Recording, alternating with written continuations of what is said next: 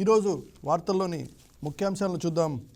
Speed of Eenadu headlines కన్నా చూసినట్లయితే speed of doing business చూశాక పెట్టుబడులు పెట్టండి అంటూ ఏదైతే దావోస్లో జరుగుతుందో ఆ సమావేశాలకు సంబంధించి ఇండస్ట్రియలిస్ట్ తోటి జరుగుతున్న సమావేశానికి సంబంధించిన వార్తలు ఈరోజు ఆల్మోస్ట్ అన్ని పేపర్లు హైలైట్ చేయడం జరిగింది. అందులో భాగంగా ఈనాడు ఇచ్చినటువంటిది స్పీడ్ ఆఫ్ డూయింగ్ బిజినెస్ చూశాక పెట్టుబడులు పెట్టండి అంటూ వార్త ఇవ్వడం జరిగింది. 154 కిలోమీటర్ల తీరం, పోర్టులు, ఎయిర్పోర్ట్లే ఏపీకి బలం. దేశానికి వచ్చిన విదేశీ పెట్టుబడుల్లో 25% మహారాష్ట్రానికి అంటూ అక్కడ సీఎం చంద్రబాబు, అదేవిధంగా మన హెచ్ఆర్డీ మినిస్టర్ లోకేష్ చేసినటువంటి ప్రకటనలకు సంబంధించినటువంటి డేటాతోటి ఇది ఇవ్వడం జరిగింది. రాష్ట్రంలో దుబాయ్ ఫుడ్ క్లస్టర్ ఏర్పాటుకు యుఏఈ సంసిద్ధత వ్యక్తం చేసింది. పారిశ్రామికవేత్తలకు అతిపెద్ద మార్కెట్గా ఏపీ ఉండబోతుందంటూ కూడా అక్కడ ఈ ఇద్దరు నాయకత్వ ద్వయం అక్కడ ప్రకటించడం జరిగింది. దావోస్ ఏపీ అడ్వాంటేజ్ కార్యక్రమంలో ముఖ్యమంత్రి చంద్రబాబు ప్రకటనకు సంబంధించినటువంటి వార్త ఇది. దీంట్లో హరిత ఇంధనం రంగంలో 10 లక్షల కోట్ల పెట్టుబడుల లక్ష్యం అంటూ ఒక స్టేట్మెంట్, లోకేష్ యొక్క స్టేట్మెంట్ ఇవ్వడం జరిగింది. పునరుత్పాదక శక్తి అనుబంధ రంగాల్లో 2.7 లక్షల ఉద్యోగాల కల్పన, ఏపీలో 6 గిగావాట్ల డేటా సెంటర్లు నెలకొల్పుతున్నాం. సిఐఐ రౌండ్ టేబుల్ సమావేశంలో మంత్రి నారా లోకేష్ అంటే ఒకటి ఇవ్వడం జరిగింది. మరొకటి వెరీ ఇంట్రెస్టింగ్, ఈరోజు మన డిబేట్ టాపిక్ కూడా కాబోతున్నటువంటిది రూపాయలు 1,00,000 కోట్ల పెట్టుబడి, 1,00,000 ఉద్యోగాలు. విశాఖ కాలుప్పాడలో 10 మిలియన్ చదరపు అడుగుల్లో జీసీసీ పార్క్. దావోస్లో మంత్రి లోకేష్ సమక్షంలో ఆర్ఎంజెడ్ చైర్మన్ మనోజ్ మెండా ప్రకటించారు. దానికి సంబంధించిన వార్త కూడా ఈరోజు హైలైట్గా నెలకొంది. ఫర్దర్ వివేక హత్య కేసులో తదుపరి దర్యాప్తు అవసరమా కాదా అంటూ కోర్టు ప్రశ్నించింది సిబిఐని. దానికి సంబంధించి సీరియస్గానే స్పందించినట్టుగా మనకు అర్థమవుతుంది. ఎందుకంటే ఇది లాంగ్ పెండింగ్ కేసు కింద ఉంది. సో అనేక టర్నింగ్స్ తీసుకున్నా ఇంకా ఎక్కడికి వేసిన గొంగలు అక్కడే ఉన్నటువంటి నేపథ్యంలో కోర్టు ఈ విధంగా ముట్టుకాయలు వేయడం జరిగింది. వివేకానంద రెడ్డి ఖచ్చితంగా ఏదో ఒకటి చెప్పండి, ఇప్పటివరకు మీరు అస్పష్టంగా మాట్లాడడమే సమస్య. సిబిఐని ఉద్దేశించి సుప్రీంకోర్టు న్యాయమూర్తి జస్టిస్ ఎంఎం సుందరేష్ ఈ విధమైన వ్యాఖ్యలు చేయడం జరిగింది. దానికి సంబంధించిన వార్త. నెక్స్ట్ నితిన్ నబీన్ నాకు బాస్ అంటూ మరొక వార్త క్యారీ చేయడం జరిగింది. భాజపా అధ్యక్షుడిగా, భారతీయ జనతా పార్టీ అధ్యక్షుడిగా నితిన్ నబీన్ బాధ్యతలు స్వీకరించిన సందర్భంగా ప్రధాని మోడీ ఆయన అభినందించి ఆయన చెప్పినటువంటి మాటని ఇక్కడ హైలైట్ చేయడం జరిగింది. నితిన్ నబీన్ నాకు బాస్, పార్టీలో నేను ఒక కార్యకర్తను, తెలంగాణలోనూ అధికారంలోకి వస్తాం, ఓటమిని సమీక్షించుకుందుకే ధైర్యం కాంగ్రెస్కు లేదు, నూతన కమల దళాధిపతి బాధ్యతల స్వీకరణలో మోడీ అన్నారు.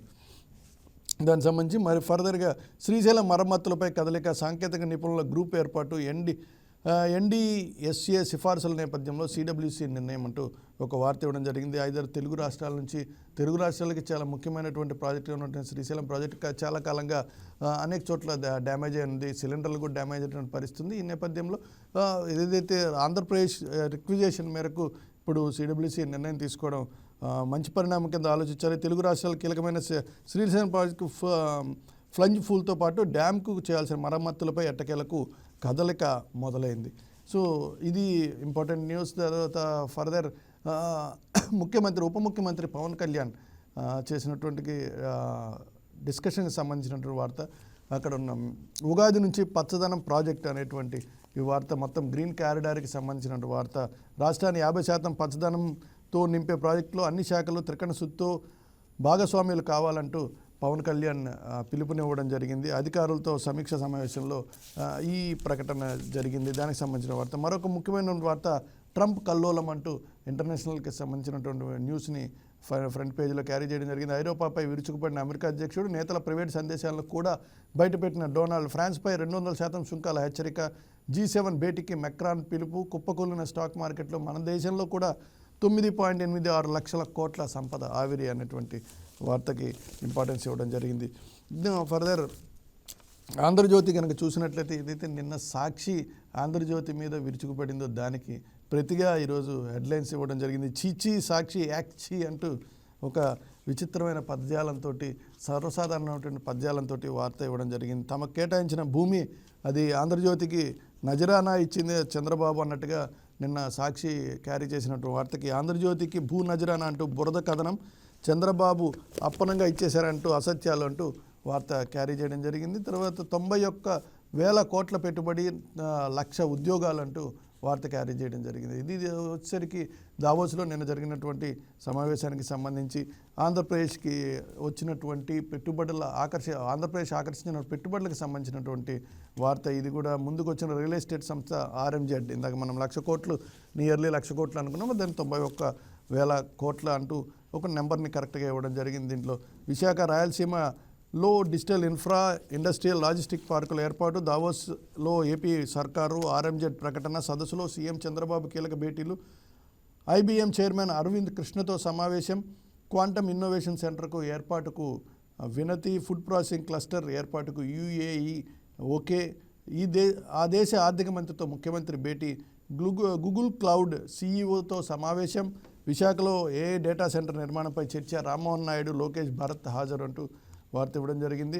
అదేవిధంగా కళ్యాణదుర్గంలో sky factory, electric vertical takeoff landing విమానాల తయారీ కేంద్రం ఏర్పాటు, 1,300 కోట్ల పెట్టుబడితో 500 ఎకరాల్లో సర్లా ఏవియేషన్ సంస్థ ఏర్పాటుకు సన్నాహాలు, ఏడాదికి 1000 ఎయిర్ క్రాఫ్ట్ల ఉత్పత్తి 2029 నాటికి పూర్తి చేయాలని లక్ష్యం అంటూ మరొక ఇంపార్టెంట్ న్యూస్ క్యారీ అయింది. కెనడా, గ్రీన్లాండ్, వెంజులా అన్నీ మావే అంటూ ఇక్కడ కూడా ట్రంప్కి సంబంధించినటువంటి స్టేట్మెంట్ ఏదైతే ఆయన ఒక డిస్ప్లే పెట్టడం జరిగింది.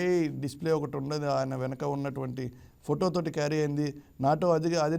నాటో దేశాల అధినేతలతో భేటీ అయినట్లుగా ఏఐతో సృష్టించిన ఫోటోని ఆయన ట్రంప్ పోస్ట్ చేయడం జరిగింది. దానికి సంబంధించినటువంటి వార్త. గ్రీన్లాండ్లో అమెరికా జెండా ఎగరేస్తున్నట్టు మరో ఫోటో, ఫ్రెంచ్ వైన్లు, షాంపెయిన్లపై 200 సుంకాలు వేస్తా అంటూ హెచ్చరిక చేయడం జరిగింది. అప్పుడు మెక్రాన్ దారికొచ్చి శాంతి వేదికలో చేరతారంటూ ట్రంప్ వ్యాఖ్యలకు సంబంధించినటువంటి వార్త. ఊగిసలాడద్దు, వివేక హత్య కేసులో CBI తీరుపై సుప్రీం ఆగ్రహం అసహనం అంటూ ఒక వార్త క్యారీ చేయడం జరిగింది. వివేకానంద హత్య కేసు ఇందాక మనం చెప్పుకున్నట్టుగా ఈనాడులో వచ్చినటువంటి వార్తకి సిమిలర్ వార్త ఇది.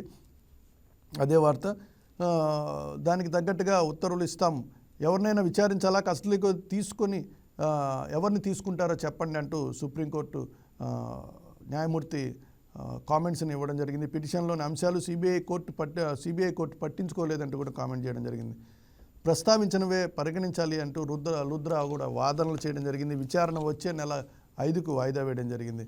తర్వాత క్వాంటమ్ మేము నేర్చుకుంటామంటూ మరొక ఇంట్రెస్టింగ్ వార్తను క్యారీ చేయడం జరిగింది. ఆంధ్రప్రదేశ్లో క్వాంటమ్ కోర్సు కనుక పెట్టినట్టయితే దానికి సంబంధించి దాదాపు 60,000 మంది నమోదు చేసుకోవడం జరిగింది. దానికి సంబంధించి దానికి ఉన్నత విద్యామండలి చర్యలతో సత్ఫలితాలు అంటూ ఈ వార్త క్యారీ చేయడం జరిగింది. భూముల మార్కెట్ విలువ పెంపు పట్టణ ప్రాంతాల్లో 1 నుంచి అమలు, కూటమి ప్రభుత్వం వచ్చాక ఇది రెండోసారి అంటూ మరొక వార్త క్యారీ చేయడం జరిగింది. ఉగాది నుంచి గ్రీన్ కవర్ 50% పచ్చదనానికి కార్యాచరణ ప్రణాళిక అమల్లో, శాఖలన్నీ భాగస్వామ్యం కావాలి, green cover, great green wall ప్రాజెక్టులో దేశీయ మొక్కలకు అధిక ప్రాధాన్యం అంటూ ఉప ముఖ్యమంత్రి సమీక్షా సమావేశంలో ప్రకటనని వీరు వార్త ఇవ్వడంగా జరిగింది.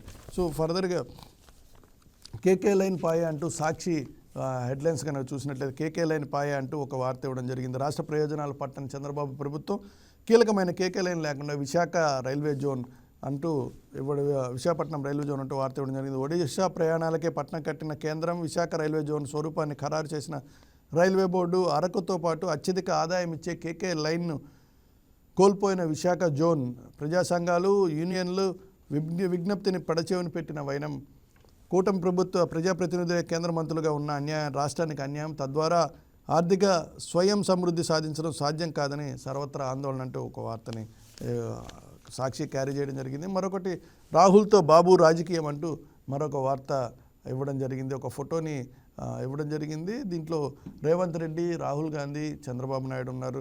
టీడీపీని దెబ్బతీసిన బీఆర్ఎస్ దిమ్మలు కూల్చాలన్న రేవంత్ రెడ్డి వ్యాఖ్యలతో కాంగ్రెస్ చంద్రబాబు బంధం మరోసారి రుజువు అంటూ రాజకీయ వర్గాలంటూ క్యారీ చేయడం జరిగింది. ఎప్పటిదో బహుశా ఓల్డ్ ఫోటో అయిండొచ్చు.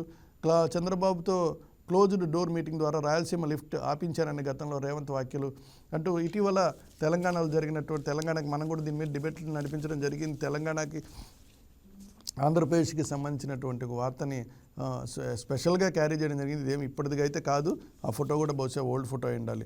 సునీత పిటిషన్పై సుప్రీం సీరియస్, ఇలాగైతే మరో 10 ఏళ్లకే అంటూ వివేకానంద రెడ్డి హత్యకి సంబంధించినటువంటి సుప్రీంకోర్టు ట్రయల్కి సంబంధించినటువంటి వార్త క్యారీ చేయడం జరిగింది. వివేక హత్య కేసులో మేము మినీ ట్రయల్ నిర్వహించలేం, ప్రతి చిన్న అంశానికి దర్యాప్తు కోరతారా, భూతద్దంలో చూపిస్తూ మళ్ళీ దర్యాప్తు కోరుతూ పోతే హైకోర్టుకు పంపాల్సి వస్తుంది, నిందితులకు హక్కులు ఉంటాయి కదా, గోడ మీద పిల్లి వాటంలా CBI తీరు, పిటిషన్ కోరినట్టు కాదు, మీరేం చేయాలనుకుంటున్నారో చెప్పండి, అంతేగాని కోర్టు భుజంపై తుపాకీ పెట్టి కాల్చొద్దు, విచారణ అవసరం లేదనుకుంటే కేసును క్లోజ్ చేయండి, స్పష్టమైన వైఖరితో రండి, దీనిపై 5న తేల్చేస్తామంటూ సుప్రీంకోర్టు ఇచ్చినటువంటి డిక్లరేషన్కి సంబంధించి ఏదైతే సుప్రీంకోర్టు కామెంట్స్కి సంబంధించినటువంటి వార్తని క్యారీ చేయడం జరిగింది. ఇది నేటి వార్తల్లో ముఖ్యాంశాలు గమనించినట్టయితే మరొకటి మనం ఈరోజు డిబేట్ టాపిక్ ఆంధ్రప్రదేశ్ను పారిశ్రామికంగా అగ్రపథంలో నిలిపేందుకు రాష్ట్ర ప్రభుత్వం చేస్తున్న ప్రయత్నాలు సత్ఫలితాలను ఇస్తున్నట్టుగా మనకు కనపడుతుంది. దావోస్లో జరుగుతున్న వరల్డ్ ఎకనామిక్ ఫోరం సదస్సులో భాగంగా ఏపీకి మరో భారీ పెట్టుబడి ఖరారైంది. ప్రముఖ మౌలిక సదుపాయాల అభివృద్ధి సంస్థ ఆర్ఎంజెడ్ గ్రూప్ రాష్ట్రంలో భారీ పెట్టుబడులు పెట్టేందుకు ముందుకు వచ్చింది. మంత్రి నారా లోకేష్తో ఆర్ఎంజెడ్ ప్రతినిధులు తమ పెట్టుబడి ప్రణాళికలను ప్రకటించారు. దాదాపు 1,00,000 కోట్ల పెట్టుబడిగా పెట్టినట్టు ఆర్ఎంజెడ్ సంస్థ ప్రతినిధులు వెల్లడించారు. విశాఖపట్నం కేంద్రంగా అడ్వాన్స్డ్ టెక్నాలజీ హబ్ నిర్మించాలన్న లోకేష్ సంకల్పానికి ఈ ప్రాజెక్టు వెన్నెముకగా నిలవనుంది. విశాఖ కాలుపాడలో 10 మిలియన్ చదరపు అడుగుల విస్తీర్ణంలో భారీ జీసీసీ పార్క్తో పాటు ఆర్టిఫిషియల్ ఇంటెలిజెన్స్ అవసరాల కోసం 1 గిగావాట్ సామర్థ్యం గల అతిపెద్ద డేటా సెంటర్ క్లస్టర్ను ఏర్పాటు చేయనున్నారు. సో దీనికి కేవలం ఉత్తరాంధ్రకే పరిమితం కాకుండా రాయలసీమలో 1000 ఎకరాల్లో లాజిస్టిక్ పార్కును కూడా అభివృద్ధి చేయాలని ఆర్ఎంజెడ్ నిర్ణయించింది. స్పీడ్ ఆఫ్ డూయింగ్ బిజినెస్ విధానం అంతర్జాతీయ పెట్టుబడిదారులు ఏపీకి క్యూ కడుతున్నారన్నది దీంతో మనకి స్పష్టమవుతుంది. సింగిల్ విండో అనుమతులు, పారదర్శకమైన పాలనపై ఇస్తున్న భరోసాతో గ్లోబల్ కంపెనీలు ఏపీ వైపు క్యూ కడుతున్నా అనేది మనకి ఒక క్లారిటీ వస్తుంది. సో దీనికి సంబంధించినటువంటి డిబేట్లో ఈరోజు పాల్గొనేందుకు మనతోటి ఇప్పటికే కోటిపల్లి అయ్యప్ప గారు వచ్చినారు, ప్రముఖ రాజకీయ విశ్లేషకులు, సీనియర్ అడ్వకేట్, జర్నలిస్ట్ కూడా. సార్ అయ్యప్ప గారు, వెల్కమ్ టు యూ సార్. నమస్తే సార్. సార్ ఈరోజు మనం రెగ్యులర్గా వెళ్ళేదానికి విరుద్ధంగా వెళ్ళాల్సి వచ్చినటువంటి సిచ్యువేషన్ ఇది. పెట్టుబడులకు సంబంధించి మనకి ఇన్వెస్ట్మెంట్లు ఇటీవల నిన్న కూడా ఒక డిస్కషన్లో మనకి రాయడం జరిగింది. దాదాపుగా దేశంలో వస్తున్నటువంటి ఇన్వెస్ట్మెంట్లో 25% ఆంధ్రప్రదేశ్ వాటా, 1/4 వాటా ఆంధ్రప్రదేశ్దే అంటూ ఇటీవల బ్యాంక్ ఆఫ్ బరోడా చేసినటువంటి ప్రకటన కూడా మనం చూడడం జరిగింది. సో ఈ నేపథ్యంలో దావోస్లో జరుగుతున్నటువంటి ఈ పెట్టుబడుల ఆకర్షణ కార్యక్రమం ఎలా జరుగుతుందంటారు? మీ అబ్జర్వేషన్ ఏంటి? ఇప్పుడు ఒక రాష్ట్రం అభివృద్ధి చెందాలంటే ఆ రాష్ట్రానికి 3 రకాల పెట్టుబడులు ఖచ్చితంగా అవసరం. Foreign direct investment, foreign indirect investment, foreign portfolio investment. అంటే విదేశీ ప్రత్యక్ష పెట్టుబడులు, పరోక్ష పెట్టుబడులు, ప్రైవేటు ప్రభుత్వ రంగ భాగస్వామ్య పెట్టుబడులు. ఈ 3 పెట్టుబడులు ఎప్పుడైతే ఉంటాయో ఆ రాష్ట్రం అభివృద్ధి చెందుతుంది. మనకి ఎప్పుడైతే లిబరలైజేషన్, ప్రైవేటైజేషన్, గ్లోబలైజేషన్ లో ప్రపంచీకరణ, ప్రైవేటీకరణ, ఆధునీకరణలో ఏదైతే మార్పులు సంభవించాయో ఆ నేపథ్యంలో ప్రతి రాష్ట్రం కూడా విదేశాల నుంచి పెట్టుబడులు తీసుకురావడానికి అనేక విశ్వ ప్రయత్నాలు చేస్తాయి. అందులో భాగంగానే నిన్న మంత్రి లోకేష్ గారు కానీ, అలాగే మన గౌరవ ముఖ్యమంత్రి చంద్రబాబు నాయుడు గారు కానీ దావోస్ పర్యటనలో అనేక ఇప్పుడు ఆ దేశం యొక్క ఆర్ఎంజెడ్ ప్రతినిధులతో కానీ, అలాగే ఐబిఎం కంపెనీ యొక్క చైర్పర్సన్ తో కానీ అనేక చర్చలు జరిపారు. ఆర్టిఫిషియల్ ఇంటెలిజెన్స్ తోటి, అంటే రానున్నటువంటి భవిష్యత్తులో విశాఖపట్నం ఒక ఐటీ హబ్ గా మార్చడానికి అక్కడ పెట్టుబడులు ఏ రకంగా సమీకరించాలనే ఉద్దేశంతో ఆ పర్యటన అనేది చేయడం జరిగింది. ఇందులో భాగంగానే మనకున్నటువంటి సహజ వనరులకి ఆలవాలమైనటువంటి తీరరేఖ 972 కిలోమీటర్ల పొడవు ఉన్నటువంటి తీరరేఖ ఏదైతే ఉందో మనకి సర్కారు కోస్ట్ అంటారు. గుజరాత్ తర్వాత అతిపెద్ద తీరరేఖని బంగాళాఖాతం నుంచి ఉన్నటువంటి ఈ తీరరేఖలో అనేక విండ్ ఎనర్జీలు కానీ, ఈ ఎనర్జీల ద్వారా ఆ తీరరేఖ వెంబడి ఉండేటువంటి అనేక పర్యాటక అభివృద్ధి కేంద్రాలు కానీ ఇటువంటి అన్ని కూడా అభివృద్ధి చేసుకునేటువంటి వెలుసుబాటు ఉన్నది. కాబట్టి ఎక్కడైతే వాళ్ళు వనరుల్ని కేంద్రీకరించి, ఎక్కడైతే వాళ్ళు పెట్టుబడులు సుమంగా ఉంటుందో దాన్ని మొత్తాన్ని మన గౌరవ ముఖ్యమంత్రి గారు లోకేష్ గారు ఆ విదేశాలకి ఎక్స్ప్లెయిన్ చేయడం జరిగింది. ఏదైతే దావోస్ యొక్క ప్రతినిధులు ఆ రాష్ట్రంలో ఉండే ఆ దేశంలో ఉండేటువంటి పెట్టుబడులు పెట్టడానికి సుముఖంగా ఉన్నటువంటి దిగ్గజ ప్రముఖ పారిశ్రామికవేత్తలతోటి నిన్న మీటింగ్ పెట్టడం జరిగింది. ఆ మీటింగ్ లో సారాంశం ఏంటంటే ఆంధ్రప్రదేశ్ లో ఎక్కడెక్కడ ఏ పెట్టుబడులు పెట్టడానికి అవకాశాలు ఉన్నాయి, రాష్ట్ర ప్రభుత్వం ఏ ప్రోత్సాహాలు వారికి ఇస్తూ ఉంటుంది, కరెంటు కానీ అక్కడ లోకల్లో ఉన్నటువంటి ఏ ప్రోత్సాహాలు వాళ్ళు అందించగలుగుతామనేది దాన్ని మొత్తం ఎక్స్ప్లెయిన్ చేయడం జరిగింది. దానిలో భాగంగానే ఆ దేశం దాదాపు వాళ్ళు పెట్టేటువంటి పెట్టుబడిలో 25% వరకు కూడా ఆంధ్రప్రదేశ్లో పెట్టుబడులు పెట్టడానికి వాళ్ళు సుముఖత వ్యక్తం చేసినట్లు చెప్పడం జరిగింది. దీనిలో కూడా ఒక మ్యాగజైన్, ప్రముఖంగా దేశంలోనే ప్రముఖ మ్యాగజైన్ నారా లోకేష్ గారు బొమ్మ వేసి స్పీడ్ బిజినెస్ అని చెప్పి, అంటే స్పీడ్ డూయింగ్ బిజినెస్ అని చెప్పి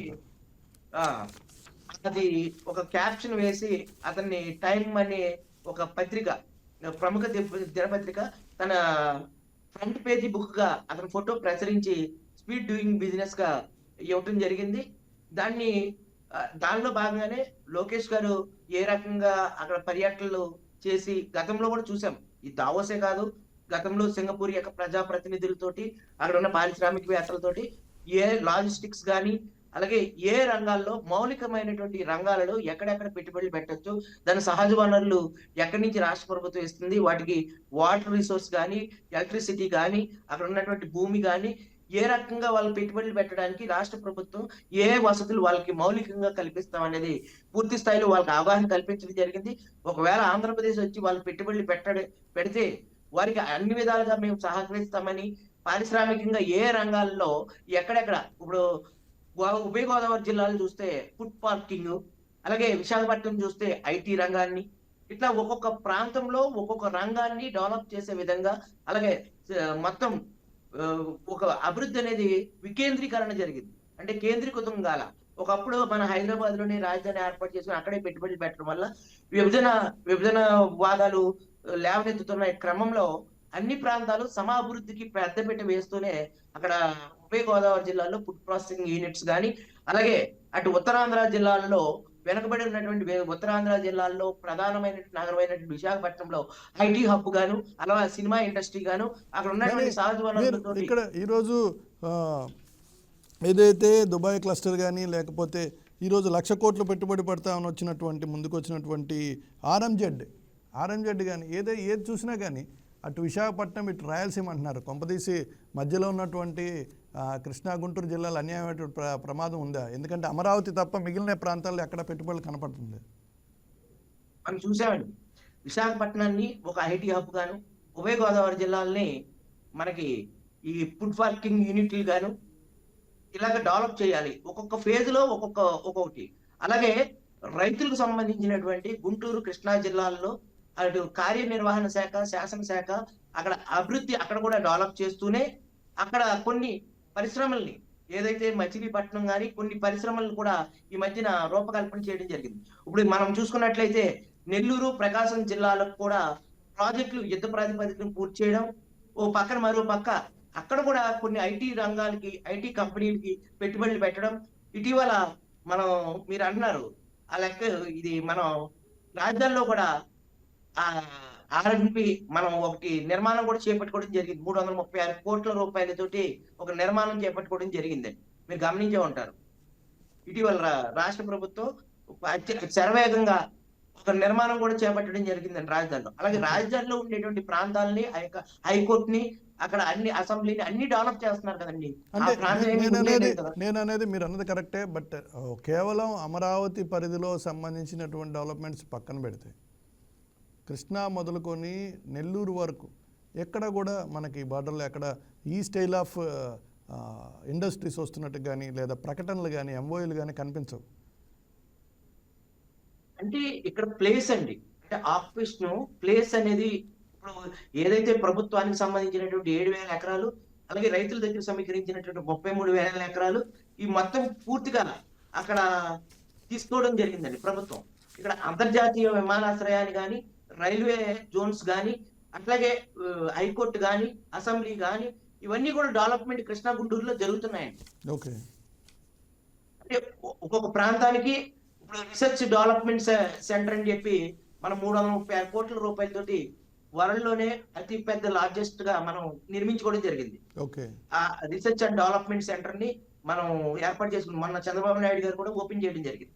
అట్లా ఒక్కొక్క ప్రాంతంలో ఒక్కొక్క అభివృద్ధి, అంటే అక్కడ కూడా అనుకూలమైన పరిస్థితులు కూడా ఉండాలి కదండి. ఇప్పుడు క్లైమేట్ కానీ, వెదర్ కానీ, ఇవన్నీ జోన్స్ చూసుకుంటూ ఉంటారండి. దానికి అనుగుణంగానే పెట్టుబడులు వస్తాయి. ఇప్పుడు విజయవాడ ఉన్నదండి. విజయవాడ అనేది ఐటీ రంగం రావాలంటే అక్కడ costly area compare with Visakhapatnam కంటే కూడా. అక్కడ అనుకూలమైనటువంటి వసతులు, అలాగే విమానాశ్రయాలు, రైల్వేది ఇవన్నీ చూసుకుంటారండి. ఇప్పుడు పారిశ్రామికవేత్తలు రావాలంటే ఇప్పుడు విశాఖపట్నం, ఇప్పుడు విజయవాడ ఉన్నదండి. విజయవాడకి ఎక్కడో మచిలీపట్నం తప్ప అక్కడ సహజసిద్ధమైనటువంటి పోర్టులు లేవు. ఓకే. మరి సహజసిద్ధమైనటువంటి వాటర్ రేవులు కూడా చూసుకుంటారు కదండి. మన విశాఖపట్నం అనేది దేశంలోనే సహజసిద్ధమైనటువంటి వాటర్ రేవుగా మన పేరు గాంచిందండి. మరి అవును. సహజసిద్ధమైనటువంటి వాటర్ రేవుకి లాజిస్టిక్స్ ఏదైతే వెజల్స్, షిప్లు గాని, మెరైన్ డిపార్ట్మెంట్ నుంచి వచ్చేటువంటి పెట్టుబడులు గాని అక్కడ పెట్టాలి అనుకుంటే ఆ రాష్ట్ర ప్రభుత్వంలో ఎక్కడ అనుకూలమైనటువంటి ప్రాంతాలు ఉన్నాయి, పెట్టుబడులకి అనుకూలమైనటువంటి పరిస్థితులు ఉన్నాయి. వాటిని బట్టే ప్రభుత్వాలు వాటికి దిశానిర్దేశం సార్, చేసి మీరు చెప్పిన ప్రకారం మ్యాప్ కనుక చూసినట్లయితే ప్రకాశం, నెల్లూరు జిల్లాలో కూడా కోస్టల్ బార్డర్ ఉంది. చాలా పెద్ద కోస్టల్ బార్డర్ ఉన్నది కూడా ఆ రెండు జిల్లాల్లోనే. సో దాన్ని ఏమంటారు మరి? అక్కడన్నా ఇండస్ట్రియల్ డెవలప్మెంట్ ఉండాలి కదా. అక్కడ ఇండస్ట్రియల్ పెట్టుబడికి సంబంధించి ఈరోజు వార్తలు చూసినా కానీ ఎక్కడ మీకు ఆ ప్రాంతంలో పెట్టుబడులకు ముందుకు వస్తున్నట్లేదు. ఎందుకంటే తిరుపతి వైపు అదొకటి జరుగుతుంది, రాయలసీమ వైపు ఇంకోటి జరుగుతుంది, విశాఖపట్నం ఉత్తరాంధ్ర వైపు కొంత జరుగుతుంది. So what about this middle part అంతా జరుగుతుంటే మీరు చెప్పిన రేంజ్లో కనుక కనపట్ల కేవలం అమరావతి వరకు ఓకే, అమరావతి వరకు కాన్సన్ట్రేటెడ్గా జరుగుతుంది అనేది ఇట్స్ ఎ ఫ్యాక్ట్. మనం ఒప్పుకొని తీరాలి.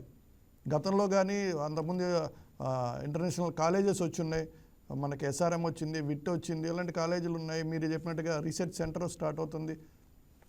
సో అక్కడే డేటా సెంటర్స్ స్టార్ట్ అయ్యేటువంటి ఛాన్సెస్ ఉన్నాయి. సో ఇవన్నీ ఎంఓఎల్ కూడా జరిగినాయి. మనం ప్రకాశం నెల్లూరులో శ్రీకాళహస్తికి దగ్గరగా, ప్రకాశం నెల్లూరు జిల్లాల్లో శ్రీకాళహస్తికి దగ్గరలో ఉన్నటువంటి ప్రాంతంలో గతంలో డెల్ అనేది వైఎస్ రాజశేఖర రెడ్డి హయాంలో వచ్చిందండి. ఓకే. అది కొంతకాలం పాటు వారి కార్యకలాపాలు నిర్వహించడం జరిగింది. తదుపరి క్రమంలో అక్కడ డెల్ అనేది వెళ్ళిపోవడం జరిగిందండి, వేరే ప్రాంతానికి తరలిపోవడం జరిగింది. ఓకే. ఏంటంటే అక్కడ కూడా ఇప్పుడు మనం ఎర్రచందనం డెవలప్ అవుతుందండి. ఆల్రెడీ అక్కడ కూడా ఆయుర్వేదంగా మనం అక్కడ ఏ రకంగా డెవలప్ చేయాలి. అక్కడ ప్రకాశం నెల్లూరులో ఫ్లోరైడ్ సమస్య ఎక్కువ ఉంది. కనిగిరి, ప్రకాశం మొట్టమొదటి ఫ్లోరైడ్ గుర్తించింది కూడా కనిగిరిలో అండి. అక్కడ కూడా వాటర్ ప్లాంట్స్, అక్కడ ఉండేటువంటి హంద్రీనీవా, నగరి, గాలేరు లాంటి ప్రాజెక్ట్స్ ని యుద్ధ ప్రాతిపదికన కంప్లీట్ చేసి ఆ ప్రాంతంలో తాగునీటి ఇవ్వడం, సుజల స్రవంతి పథకానికి శ్రీకారం చుట్టడం, అక్కడ ఉండేటువంటి నదులను కూడా అనుసంధానం చేయడం, పినాకిని నది, పెన్నా నదిని కృష్ణా, గోదావరి తోటి అనుసంధానం చేయడం, ఈ రకంగా అక్కడ డెవలప్మెంట్ అనేది జరుగుతుందండి. అక్కడ ఏదైతే వ్యవసాయ రంగాన్ని బాగా డెవలప్ చేసి అక్కడ వ్యవసాయ ఆధారిత పరిశ్రమలకి శ్రీకారం చుట్టడానికి రాష్ట్ర ప్రభుత్వం సుముఖంగా ఉందండి. ఆల్రెడీ మనం చూసాం అక్కడ ఉండేటువంటి సహజసిద్ధమైనటువంటి పంటలు, అక్కడ కొంత లేఅవుట్స్ కానీ, అక్కడ వుడ్ శాండిల్స్ కానీ, అక్కడ కొన్ని పరిశ్రమలు పారిశ్రామికంగా వ్యవసాయ ఆధారిత పరిశ్రమల్ని నెలకొల్పడానికి నెల్లూరు, ప్రకాశం జిల్లాల్ని ఏర్పాటు చేయడం జరిగింది. మనకి ఈ మధ్య కాలంలో కొన్ని వ్యవసాయ ఆధారిత పరిశ్రమలకి రాష్ట్ర ప్రభుత్వం శ్రీకారం చుట్టడం కూడా జరిగిందండి. ఇక్కడ ఒక వార్త అయితే సామాజిక మాధ్యమాల్లో చక్కర్లు కొడుతూ ఉందండి. ఈ పర్యటనకి లోకేష్, చంద్రబాబు గారే వెళ్తున్నారు, పవన్ కళ్యాణ్ గారిని కూడా తీసుకువెళ్లాలని చెప్పి పవన్ కళ్యాణ్ గారి యొక్క అభిమానులు కూడా కోరుకోవడం జరుగుతుందండి. ఎందుకంటే ఇంతవరకు ఇప్పుడు సింగపూర్ పర్యటన కానీ, దావోస్ పర్యటన కానీ లోకేష్, చంద్రబాబు గారికి వెళ్తున్నారు. అలాగే చంద్రబాబు, పవన్ కళ్యాణ్ అంటే ఫ్యూచర్ విజన్ ఉన్నటువంటి లీడరు, భవిష్యత్తులో చంద్రబాబు గారి తర్వాత సెకండ్ ప్లేస్ ఉన్నటువంటి ముఖ్యమంత్రి స్థాయిలో ఉన్నటువంటి, అవబోయే స్థాయిలో ఉన్నటువంటి ఒక నాయకుడు కాబట్టి అతను కూడా ఈ పర్యటనకి తీసుకెళ్ళాలి. విదేశీ ప్రత్యక్ష పెట్టుబడులు, పరోక్ష పెట్టుబడులు ఎలా ఆకర్షించాలి ఒక రాష్ట్ర ప్రభుత్వం అన్న విధానాల మీద జరిగేటువంటి చర్చలు, ఆ యొక్క ప్రజాప్రతినిధులు, పారిశ్రామికవేత్తలతోటి ఆ దౌత్య రాయబారంలో పవన్ కళ్యాణ్ గారిని కూడా తీసుకెళ్లాలని చెప్పి సోషల్ మీడియాలో పవన్ కళ్యాణ్ గారి అభిమానులు కోరుకుంటున్నారండి కూటమి ప్రభుత్వాన్ని. ఓకే, రైట్ అండి. ఇప్పుడు మన దగ్గర ఉన్నటువంటి డేటా చూస్తే ఆంధ్రప్రదేశ్ హ్యాస్ క్యాప్చర్ 25.3% అనేటి ఎకనామిక్ టైమ్స్ మొన్న బ్యాంక్ ఆఫ్ బరోడా ఇచ్చినటువంటి ప్రకటన చూస్తే 25.3% పెట్టుబడులు ఆంధ్రప్రదేశ్కే వస్తున్నాయనేటువంటి స్టేట్మెంట్ మనం చూసాం. రెండో ప్లేస్లో 13.1% తోటి ఒడిశా, మహారాష్ట్ర 12.8%, తెలంగాణ 9.5%, గుజరాత్ 7.1% తోటి ఉంది. సో ఈ రేంజ్లో ఉన్న నేపథ్యంలో ఈరోజు ఆర్ఎంజెడ్ ప్రకటించినటువంటిది ఏదైతే మనోజ్ మెండా ప్రకటించినటువంటి ఇన్వెస్ట్మెంట్ 1,00,000 కోట్ల ఇన్వెస్ట్మెంట్ చేస్తాం, 1,00,000 ఉద్యోగాలు కేటాయిస్తామని చెప్పడం, అది ఇప్పుడు జరుగుతున్నటువంటి నేపథ్యంలో ఎప్పట్లో పూర్తవచ్చు, దానికి అసలు ఆన్లైన్ అయ్యేటువంటి ఛాన్సెస్ ఉంది, అట్రాక్టివ్గా ఉంది కదా అని ఇంప్లిమెంటేషన్ ఎలా ఉండబోతుంది, ఎలా ఉండొచ్చు అనుకుంటున్నారు? ఇప్పుడు మనం చూస్తున్నామండి, ఏ రాష్ట్రంలో అయినా సరే పెట్టుబడులు పెట్టాలంటే పారిశ్రామికవేత్తలు డైరెక్ట్ గా రారండి. అబ్బా! రాష్ట్ర ప్రభుత్వం అక్కడ పెట్టుబడులు పెట్టడానికి అనుకూలమైనటువంటి పరిస్థితుల్ని అది జియోలాజికల్ గా అక్కడ లాంగిట్యూడ్, లాటిట్యూడ్, అక్షాంశాలు, రేఖాంశాలు, అక్కడ ఉష్ణోగ్రతలు, అక్కడ పవర్ ప్రాజెక్ట్స్ ఎలా ఉన్నాయి, పవర్ కన్జ్యూమ్షన్, పవర్ ఎలా ఉంది, మొత్తం అన్ని కూడా వాళ్ళకి ఎక్స్ప్లెయిన్ చేస్తే ఈ ప్రాంతం ఈ వీటికి అనుకూలంగా ఉంటుందని చెప్పి ఆ ప్రకారంగా పెట్టుబడులు పెట్టడానికి ఉంటుందండి. ఇప్పుడు రాష్ట్ర ప్రభుత్వాలు వెళ్ళి ఆ రాష్ట్రంలో ఉండేటువంటి అనుకూలమైనటువంటి పరిస్థితులు, పెట్టుబడులు పెట్టడానికి సుముఖమైనటువంటి పరిస్థితులు, ఆ రాష్ట్ర ప్రభుత్వం పెట్టుబడులు పెడితే కల్పించేటువంటి పునరావాస వసతులు, ఇవన్నీ కూడా వాళ్ళకి తెలియజేయాలి. ఫస్ట్ ఇనీషియల్ గా పెట్టుబడి పెట్టాలంటే ఆ రాష్ట్ర ప్రభుత్వం వాళ్ళు రావడానికి ఏం చేయాలి, వాళ్ళకి కొన్ని గెస్ట్ హౌస్లు కానీ కేటాయించాలి, ఆ రాష్ట్రంలో అనుకూలమైన పరిస్థితులు ఇవన్నీ కూడా చూడాలి కదండి.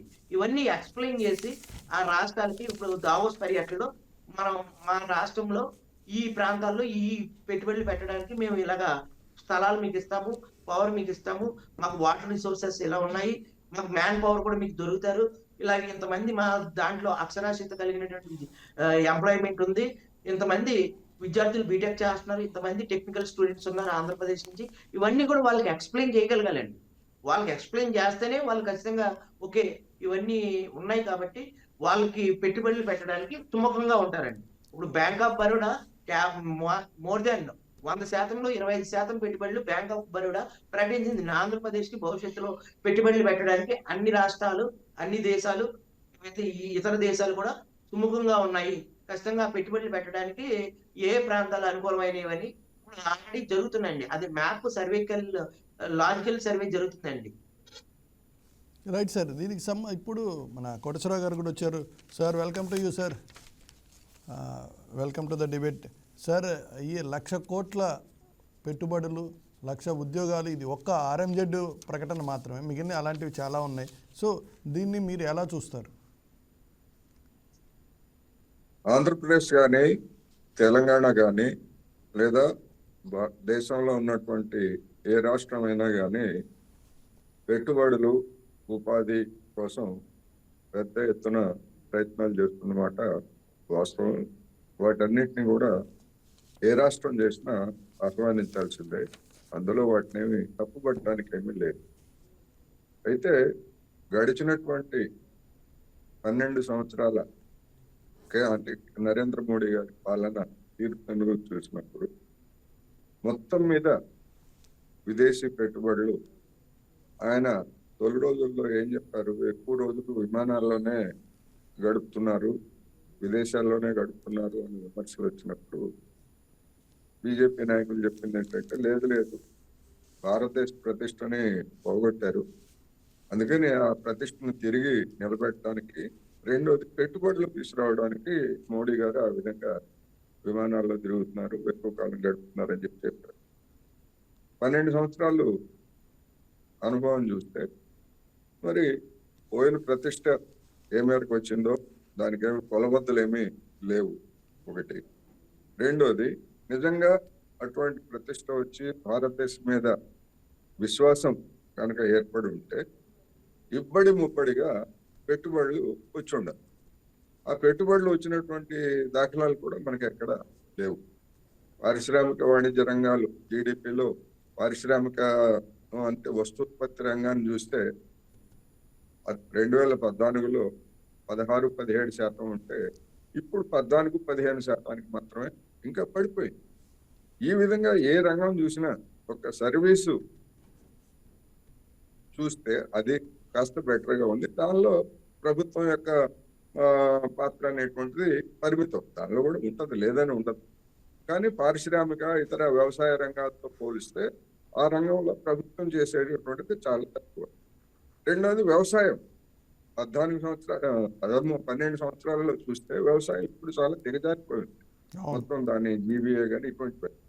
అందుకని ప్రపంచవ్యాప్తంగా అన్సర్టనిటీ ఉంది, ఒక అనిశ్చితి ఉంది అని చెప్పేసి IMF, ప్రపంచ బ్యాంకు ప్రతి ఏటా నివేదికలు ఇస్తున్నాయి. రెండోది, గ్రోత్ రేట్ కూడా అంత ఆశావహంగా లేదు అనేటువంటి నివేదికలు ఇస్తున్నటువంటి ఈ నేపథ్యంలో భారతదేశానికి, ఆంధ్రప్రదేశ్ కావచ్చు, తెలంగాణ కావచ్చు, ఎందుకని ఎట్లా వస్తారు ప్రత్యేకించి అనేటువంటిది జనానికి అర్థం కానిటువంటి ప్రశ్న. అందుకని నేనేమంటున్నానంటే జనానికి అటువంటి ఆ, విశ్వాసం కల్పించాలన్నా లేదా ఆ రంగాన్ని నిశ్చితంగా పరిశీలించేటువంటి వాళ్ళకి ఆ, వాళ్ళ నోర్లు మూతపడాలన్నా కానీ ఏమంటున్నానంటే ఇక్కడ రేవంత్ రెడ్డి గారు కావచ్చు, తెలంగాణలో రేవంత్ రెడ్డి గారు కావచ్చు, ఆంధ్రప్రదేశ్లో చంద్రబాబు నాయుడు గారు కావచ్చు, గతంలో వీళ్ళు ఎన్నిసార్లు దవోస్ వెళ్ళారు, ఎన్ని అవగాహన ఒప్పందాలు కుదుర్చుకున్నట్లు అప్పుడు చెప్పారు, వాటి విలువ ఎంత, అదేవిధంగా పెట్టుబడుల సదస్సులు, పెట్టుబడుల ఆకర్షణ సదస్సుల పేరుతోటి వీళ్ళు చేసినటువంటి హడావుడి ఏంటి, అది జగన్మోహన్ రెడ్డి గారు కావచ్చు, ఆ, మన కేసీఆర్ కావచ్చు, లేదా చంద్రబాబు నాయుడు, రేవంత్ రెడ్డి, ఈ నలుగురు పాలనలో అంటే గడిచినటువంటి 12 సంవత్సరాల్లో వీళ్ళు చేసినటువంటి హడావుడి ఏంటి, చేసుకున్నటువంటి ఒప్పందాలు ఏంటి, అవి రియలైజేషన్ ఎంత ఉన్నాయి యా అనేటువంటి విషయాలను బయటపెట్టకుండా వాటిని జనానికి చెప్పకుండా ఆర్భాటం చేస్తే ప్రయోజనం ఏమిటి అనేటువంటిది నా ప్రశ్న. అందుకని అటువంటి పారదర్శకమైన, అటువంటి విమర్శనాత్మకమైన, జవాబుదారీతనమైనటువంటి సమాచారాన్ని ఏ ప్రభుత్వం అయినా ఇంతవరకు బయటపెట్టిందా? బయటపెట్టలేదు. అవగాహన ఒప్పందాలు 1,00,000 కోట్లు కావచ్చు, 2,00,000 కోట్లు కావచ్చు, 20 లక్షల కోట్లు కావచ్చు, ఇవన్నీ ఎన్నైనా చేయొచ్చు. ఓకే అది రియలైజేషన్ ఎంత అనేటువంటిది పాయింట్. అందుకని ఎగ్జాక్ట్లీ. అంటే ఇప్పుడు ఒక ఈ రోజు మన ప్రకటన ప్రపంచవ్యాప్తంగాను చూస్తే రియలైజేషన్ ఎంతవరకు భారతదేశంలో ఉండొచ్చు అంటారు? ప్రతికూల వాతావరణం ఉన్నప్పుడు ఒక రాష్ట్రానికి ఎప్పుడు వస్తాయంటే ఆ రాష్ట్రంలో ఉన్నటువంటి సంపదలన్నీ రాయితీల రూపంలో వాళ్ళకి దోచిపెట్టే వస్తాయి. మరి అటువంటి పరిస్థితి, ఆ విధంగా పెద్ద మొత్తంలో రాయితీలు ఇవ్వడానికి తెలంగాణలో కానీ ఆంధ్రప్రదేశ్లో కానీ పరిస్థితులు ఉన్నాయి. నిన్న మొన్నట్లా వచ్చినటువంటి కొద్ది రోజుల క్రితం కార్గ్ నివేదికలు చూసాము, లేకపోతే ఇప్పుడు ఉన్నటువంటి ఆంధ్రప్రదేశ్ లో ఉన్నటువంటి కూటమికి అనుకూలంగా ఉన్నటువంటి మీడియా, వ్యతిరేకంగా ఉన్నటువంటి మీడియా, ఆంధ్రప్రదేశ్ లో ఉన్నటువంటి అప్పులు, పడుతున్నటువంటి తిప్పలు, వీటి గురించి కథనాలు ఇచ్చాయి.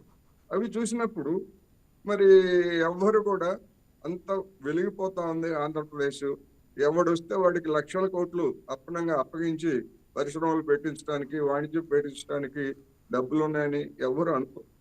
అందువల్ల నేనేమంటున్నా అంటే మీ ప్రయత్నాలు మీరు చేయండి, అందరూ మద్దతు ఇస్తారు. కానీ పారదర్శకత పాటించి హడావుడి ఎక్కువ కాకుండా అసలు విషయాలు ఏమిటనేటువంటిది ఇప్పుడు వాళ్ళ అవగాహన కుదుర్చుకుని వెంటనే రియలైజ్ అవుతుందని ఎవరు అనుకోరు. దాని గురించి ఎవరు చెప్పమని ఎవరు అనరు. కానీ గతంలో మీరు చేసినటువంటి హడావుడి, దాని ఫలితాలు అవి చెబితే వీటిని కూడా నమ్ముతారు. ఓహో, ఇప్పుడు కాకపోతే 5 ఏళ్ల తర్వాత అయినా ఫలితాలు వస్తాయి అనేటువంటి ఆశ ఉంటుంది. లేకపోయేట్లయితే రాజకీయంగా దెబ్బలాడుకోవడానికి ఒక ఎజెండాగా మారుతుంది తప్ప మరొకటి కాదనేది నేను చెప్తాను. రైట్ సార్, మేము ఇంకో మాట చెప్పండి. ఆంధ్రప్రదేశ్కి ఆల్మోస్ట్ అంటే ఇందాక కూడా మీరు వచ్చే ముందర కూడా మాట్లాడుతున్నదే బ్యాంక్ ఆఫ్ బరోడా అనౌన్స్మెంట్ కనుక చూసినట్లయితే, వాళ్ళ స్టడీ రిపోర్ట్ కనుక చూసినట్లయితే 25.3% పెట్టుబడులు ఆంధ్రప్రదేశ్ వైపు మూవ్ అయ్యాయి అనేది వాళ్ళు ఇచ్చినటువంటి స్టడీ రిపోర్ట్. సో ఈ బేసిస్లో ప్రత్యేకంగా ఆంధ్రప్రదేశ్ వైపు ఇండస్ట్రియలిస్టులు చూపు సారించిన ప్రత్యేక కారణాలు ఏమైనా మీరు అబ్జర్వ్ చేశారు? ఆ నివేదికలో పెట్టుబడులు వచ్చాయని వాళ్ళు ఎక్కడా చెప్పలేదు. అవగాహన ఒప్పందాల్లో ఏ రాష్ట్రానికి వాటా ఎంత, ఆంధ్రప్రదేశ్ ఎక్కువ ఉంది అనేటువంటి విషయాలు చెప్పారు తప్ప పెట్టుబడులు వచ్చాయని ఏ బ్యాంకు పెట్టుబడుల ప్రకటన అనుకోవచ్చు. పెట్టుబడుల ప్రకటన, అటువంటి పెట్టుబడుల ప్రకటన అంటే ఇప్పుడు రాష్ట్ర ప్రభుత్వాలు క్లెయిమ్ చేసుకున్న దాన్ని బట్టి అవన్నీ సమకూర్చి బ్యాంక్ ఆఫ్ బరోడా గారు కావచ్చు, లేదా కళ్యాణ్ కృష్ణ గారు కావచ్చు, నేనైనా కావచ్చు, అయ్యప్ప గారు, ఎవరైనా ఇది ఇట్లా ఉందని చెప్పొచ్చు. దాన్ని కూడా మళ్ళా తమ విజయంగా చెప్పుకునేటువంటి ప్రచారం చేసుకుంటున్నటువంటి తీరు మనం చూస్తున్నాం. నేను అందుకే చెప్తున్నా, మీరు అటువంటి ప్రయత్నాలు చేయండి, అటువంటివన్నీ చేయండి, ఓకే, ఎవరికి ఇట్లాంటి అభ్యంతరం లేదు. గతంలో మీరు గతంలో కూడా చెప్పారు కదా, ఇవాళ కొత్తగా చెప్పడం కాదుగా. గతంలో మీరు చెప్పిన ఏ మేరకు అమల్లోకి వచ్చాయి అది చెప్పమంటున్నారు. అది చెప్తే మీ మాటల మీద మాకు విశ్వాసం ఉంటుంది. లేకపోతే క్రెడిబిలిటీ ఏంటి ఏ ముఖ్యమంత్రికైనా, ఏ ప్రభుత్వానికైనా? ఇది ప్రశ్న. రైట్ సార్, అయ్యప్ప గారు ఒక మాట చెప్పండి. ఇక్కడ ఏ రంగంలో తెలంగాణలో భాగస్వామ్యమైనందుకు ప్రముఖ హెల్త్ టెక్ సంస్థ రాయల్ ఫిలిప్ తోటి ఆసక్తి చూపించింది, వాళ్ళ ఎంఓఈ కూడా జరిగినట్లేదు కానీ బట్ వాళ్ళతో డిస్కషన్స్ జరిగినాయి. సో మెడికల్కి సంబంధించి ఆంధ్రప్రదేశ్లో ఎటువంటి పెట్టుబడులు వచ్చాయి? మనకు చూస్తే ఈ రోజు చూసిన లిస్టులో చూసినా కానీ ఆ మెడికల్ కోణంలో కూడా ఎక్కడ పెట్టుబడులు కనపడటం లేదు. ఎందుకని అంటారు? మనం దాని మీద ఎక్కువ దృష్టి సారించట్లేదా? కేవలం ఐటీ ఆర్ అదర్ ఇన్ఫ్రాస్ట్రక్చర్ మీద దృష్టి సారిస్తున్నామా? లాజిస్టిక్స్ మీదను ఐటీ మీద మాత్రమే? ఇప్పుడు యాక్చువల్ గా ఇక్కడ చెప్పేది ఏంటంటే, కోటేశ్వరరావు గారు చెప్పిన దానికి నేను ఏకీభవిస్తున్నానండి.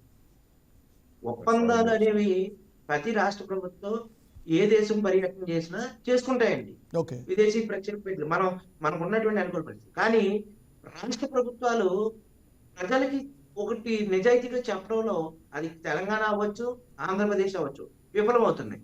ఇప్పుడు లాజిస్టిక్ రంగాల్లో 1,00,000 కోట్లు పెట్టుబడి అన్నారు. ఆ 1,00,000 కోట్లు పెట్టుబడి ఎక్కడ, ఏ ప్రాంతంలో, ఎన్ని ఎకరాల్లో కేటాయిస్తున్నారు, అక్కడ ఎప్పుడు మొదలు పెడతారు, భూమి శంకుస్థాపన ఎప్పుడు జరుగుతుంది, ఎంతమందికి ఫస్ట్ ఫేజ్ లో ఎలా డెవలప్ చేస్తారు ఒప్పందాల్లో, ఆ విషయాలు బయట పెట్టట్లేదు అనేది వాస్తవం.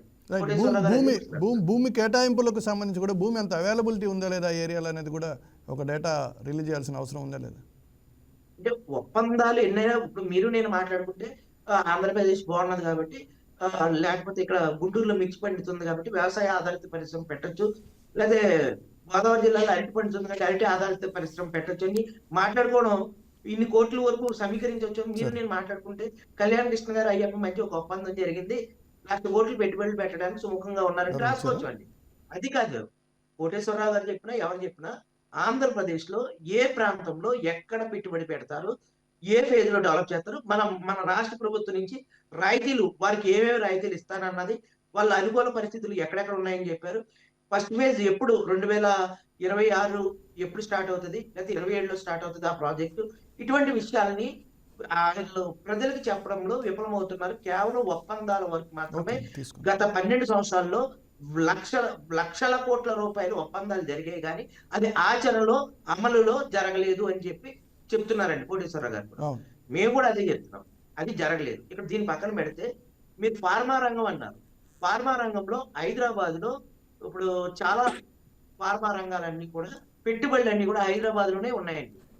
ఆంధ్రప్రదేశ్ లో కూడా పెట్టుబడులు రావాలంటే అపోలో గానీ ఇవన్నీ కూడా ఆంధ్రప్రదేశ్ లో రావాలి. నాట్ ఓన్లీ ఫార్మా సార్, అంటే life sciences, medical, electronics, medical, AI, వాటికి సంబంధించినటువంటి పెట్టుబడుల గురించి నేను మాట్లాడతాను. ఇప్పుడు మెడికల్ కోడింగ్ అనేది ఒకటి కాదండి. ఇప్పుడు మన గూగుల్ అతిపెద్ద డేటా సెంటర్ అంటుంది. గూగుల్ అతిపెద్ద డేటా సెంటర్ కి అక్కడ చాలా ఒక నెగిటివ్ ఉంది, ఒక పాజిటివ్ ఉంది. ఇప్పుడు గూగుల్ ఏఐ ఆర్టిఫిషియల్ ఇంటెలిజెన్స్ లో మెడికల్ కోడింగ్ కూడా వస్తుందండి. మెడికల్ కోడింగ్ కూడా, మెడికల్ సైన్స్ కూడా ఉంది దాంట్లోనే. ఎందుకంటే గూగుల్ ప్రముఖంగా ఏదైతే డేటా సర్వర్స్ మెయింటైన్ చేస్తుందో, సర్వర్ డేటా అనేది మెయింటైన్ చేస్తుందో, ఆ సర్వర్ డేటా అనేది గూగుల్ డేటాబేస్ లో మెడికల్ కి సంబంధించినటువంటి డేటాబేస్ కూడా ఉందండి. ఇప్పుడు యాక్చువల్ గా క్లినికల్, నాన్ క్లినికల్, కొన్ని ఇన్సూరెన్స్ పాలసీస్ ఉన్నాయండి. ఆ ఇన్సూరెన్స్ యునైటెడ్ హెల్త్ గ్రూప్ ఉన్నది. United health group Google database మీద ఆధారపడినటువంటి ఒక సంస్థ అండి. ఆ యునైటెడ్ హెల్త్ కేర్ అనేది ఏం చేస్తారు, క్లినికల్, నాన్ క్లినికల్ అండి, ఈ రెండు కూడా ఉంటాయండి. నాన్ క్లినికల్ అంటే ఇన్సూరెన్స్, క్లినికల్ అంటే ఎక్కడెక్కడ ఏ ట్రీట్మెంట్లు చేయాలి, ఎవరెవరు డాక్టర్లు, ఫిజిషియన్స్ అందుబాటులో ఉన్నారు, ఇవన్నీ కూడా డేటాబేస్ లో మెయింటైన్ చేసుకుని గూగుల్ యొక్క డేటాబేస్ ఆధారంగానే వాళ్ళు యునైటెడ్ హెల్త్ కేర్ యొక్క అంటే పర్టికులర్గా అయిపోయారు. నేను ఏమన్నా అంటే రాయల్ ఫిలిప్ సంస్థ ఉంది, వాళ్ళు కంప్లీట్గా లైఫ్ సైన్సెస్ మీదే పెట్టుబడులు పెడతారు. సో అలాంటి వాళ్ళతోటి ఆంధ్రప్రదేశ్ ప్రభుత్వం కానీ, ఆంధ్రప్రదేశ్ ఇక్కడ నుంచి వెళ్ళినటువంటి మంత్రులు కానీ, పెద్దలు కానీ ఎవరు కూడా అలాంటి వాటితోటి ఎక్కువ ఇంటరాక్ట్ అయినట్టుగా గతంలో కూడా కనిపించలేదు, ఇప్పుడు కూడా కనిపించలేదు కదా అనేది నా ఉద్దేశం. అదే దాదాపు తెలంగాణలోనే ఫార్మసీ రంగంలో ఉండేటువంటి పెట్టుబడులు, లైఫ్ సైన్సెస్ సంబంధించిన పెట్టుబడులు అన్ని కూడా తెలంగాణలోనే కేంద్రీకృతం అయిపోయి ఉన్నాయి. ఇప్పుడు మీరు గమనించారో లేదో, ఒక హైదరాబాదే నేదురుమల్లి జనార్దన్ రెడ్డి గారు శంకుస్థాపన చేస్తే ఈ రోజున హైటెక్ సిటీకి ఆయనే పునాది రాయి వేసింది మహానుభావుడు. ఆయన వేస్తే ఇంత డెవలప్మెంట్ అయ్యింది. హైదరాబాద్ లో ఫస్ట్ శంకుస్థాపన చేసింది నేదురుమల్లి జనార్దన్ రెడ్డి గారు. కానీ ఈ రోజున మీరు మన చెన్నై వెళ్తే అక్కడ రామానుజం ఐటీ సిటీ అనే ఒకటి ఉంటుంది. రామానుజం ఐటీ సిటీలో దాదాపు 1,200 కంపెనీలు with in span of time లో 9 సంవత్సరాల కాలంలోనే అభివృద్ధి చెందాయి. 1200 కంపెనీలు వచ్చినాయండి. రామానుజం ఐటీ సిటీ అంటే అసలు ఆ ప్రపంచంలోనే అంత పెద్ద ఐటీ సిటీ ఉండదేమో అనుకుంటాం. అలాగే కేరళలో ఉండేటువంటి తిరువనంతపురంలో కూడా వచ్చాయండి. కానీ ఓకే. ఆంధ్రప్రదేశ్‌లో రావాలి అంటే ఇక్కడ ఇప్పుడు విశాఖపట్నం ఉన్నదండి. విశాఖపట్నంలో కొన్ని ఫెసిలిటీస్ గాని ఇంకా ఆ స్థాయి వాళ్ళు ఊహించినంత స్థాయిలో విశాఖపట్నం గాని, విజయవాడ గాని అభివృద్ధి చెందలేదు. రైట్. నిలకడైనటువంటి ఒక రాజధాని లేదండి. మనకి రైట్. ట్రాన్స్‌పోర్ట్ ఫెసిలిటీ ఇప్పుడు గన్నవరం ఎయిర్‌పోర్ట్ రావాలంటే అక్కడ హెవీ ట్రాఫిక్ ఉంది. ఇవన్నీ చూసుకుంటారండి. ఒక కంపెనీ యొక్క సీఈఓ వచ్చి రావాలంటే ప్రతి మినిట్ టు మినిట్ వాల్యుబుల్ అండి. అక్కడ మ్యాన్ పవర్ గాని ఇయన్నీ చూసుకుంటారండి. ఇప్పుడు రైట్. హైదరాబాద్‌లో అన్ని అయ్యప్ప రకాల గారు ఫెసిలిటీస్ ఒక్కసారి మనకి ఉన్నాయి. ప్రముఖ పారిశ్రామికవేత్త పరుచూరి కిరణ్ వచ్చున్నారు. ఒక్కసారి వారేమంటారో కనుక్కుందాం ఒక్కసారి. Sir welcome to you sir Kiran గారు. సార్ గుడ్ మార్నింగ్ అండి. గుడ్ మన మార్నింగ్. అయ్యప్ప గారికి ప్లస్ వచ్చేసి ఇంకా అదర్ పర్సన్స్ కూడా జర్నలిస్ట్ కోటేశ్వరరావు గారు ఉన్నారు సీనియర్. కోటేశ్వరరావు గారు senior journalist. Sir very good morning అండి. అంటే ఇక్కడ ఒక విషయం మీరు చెప్తున్నారు, అంటే ఇన్ ద సెన్స్ ఏం చెప్తున్నారంటే మన ఆంధ్రప్రదేశ్ రాష్ట్రం ఏర్పడిన తర్వాత చంద్రబాబు గారు అయితేనే అభివృద్ధి చేయగలరు, ఆయన వస్తేనే వచ్చేసి డెవలప్మెంట్ బాగుంటుంది, ఎంప్లాయ్మెంట్ బాగుంటుంది, కొత్త పరిశ్రమలు చాలా వస్తాయి అనే ఉద్దేశంతో వచ్చేసి గెలిపించుకున్నారు.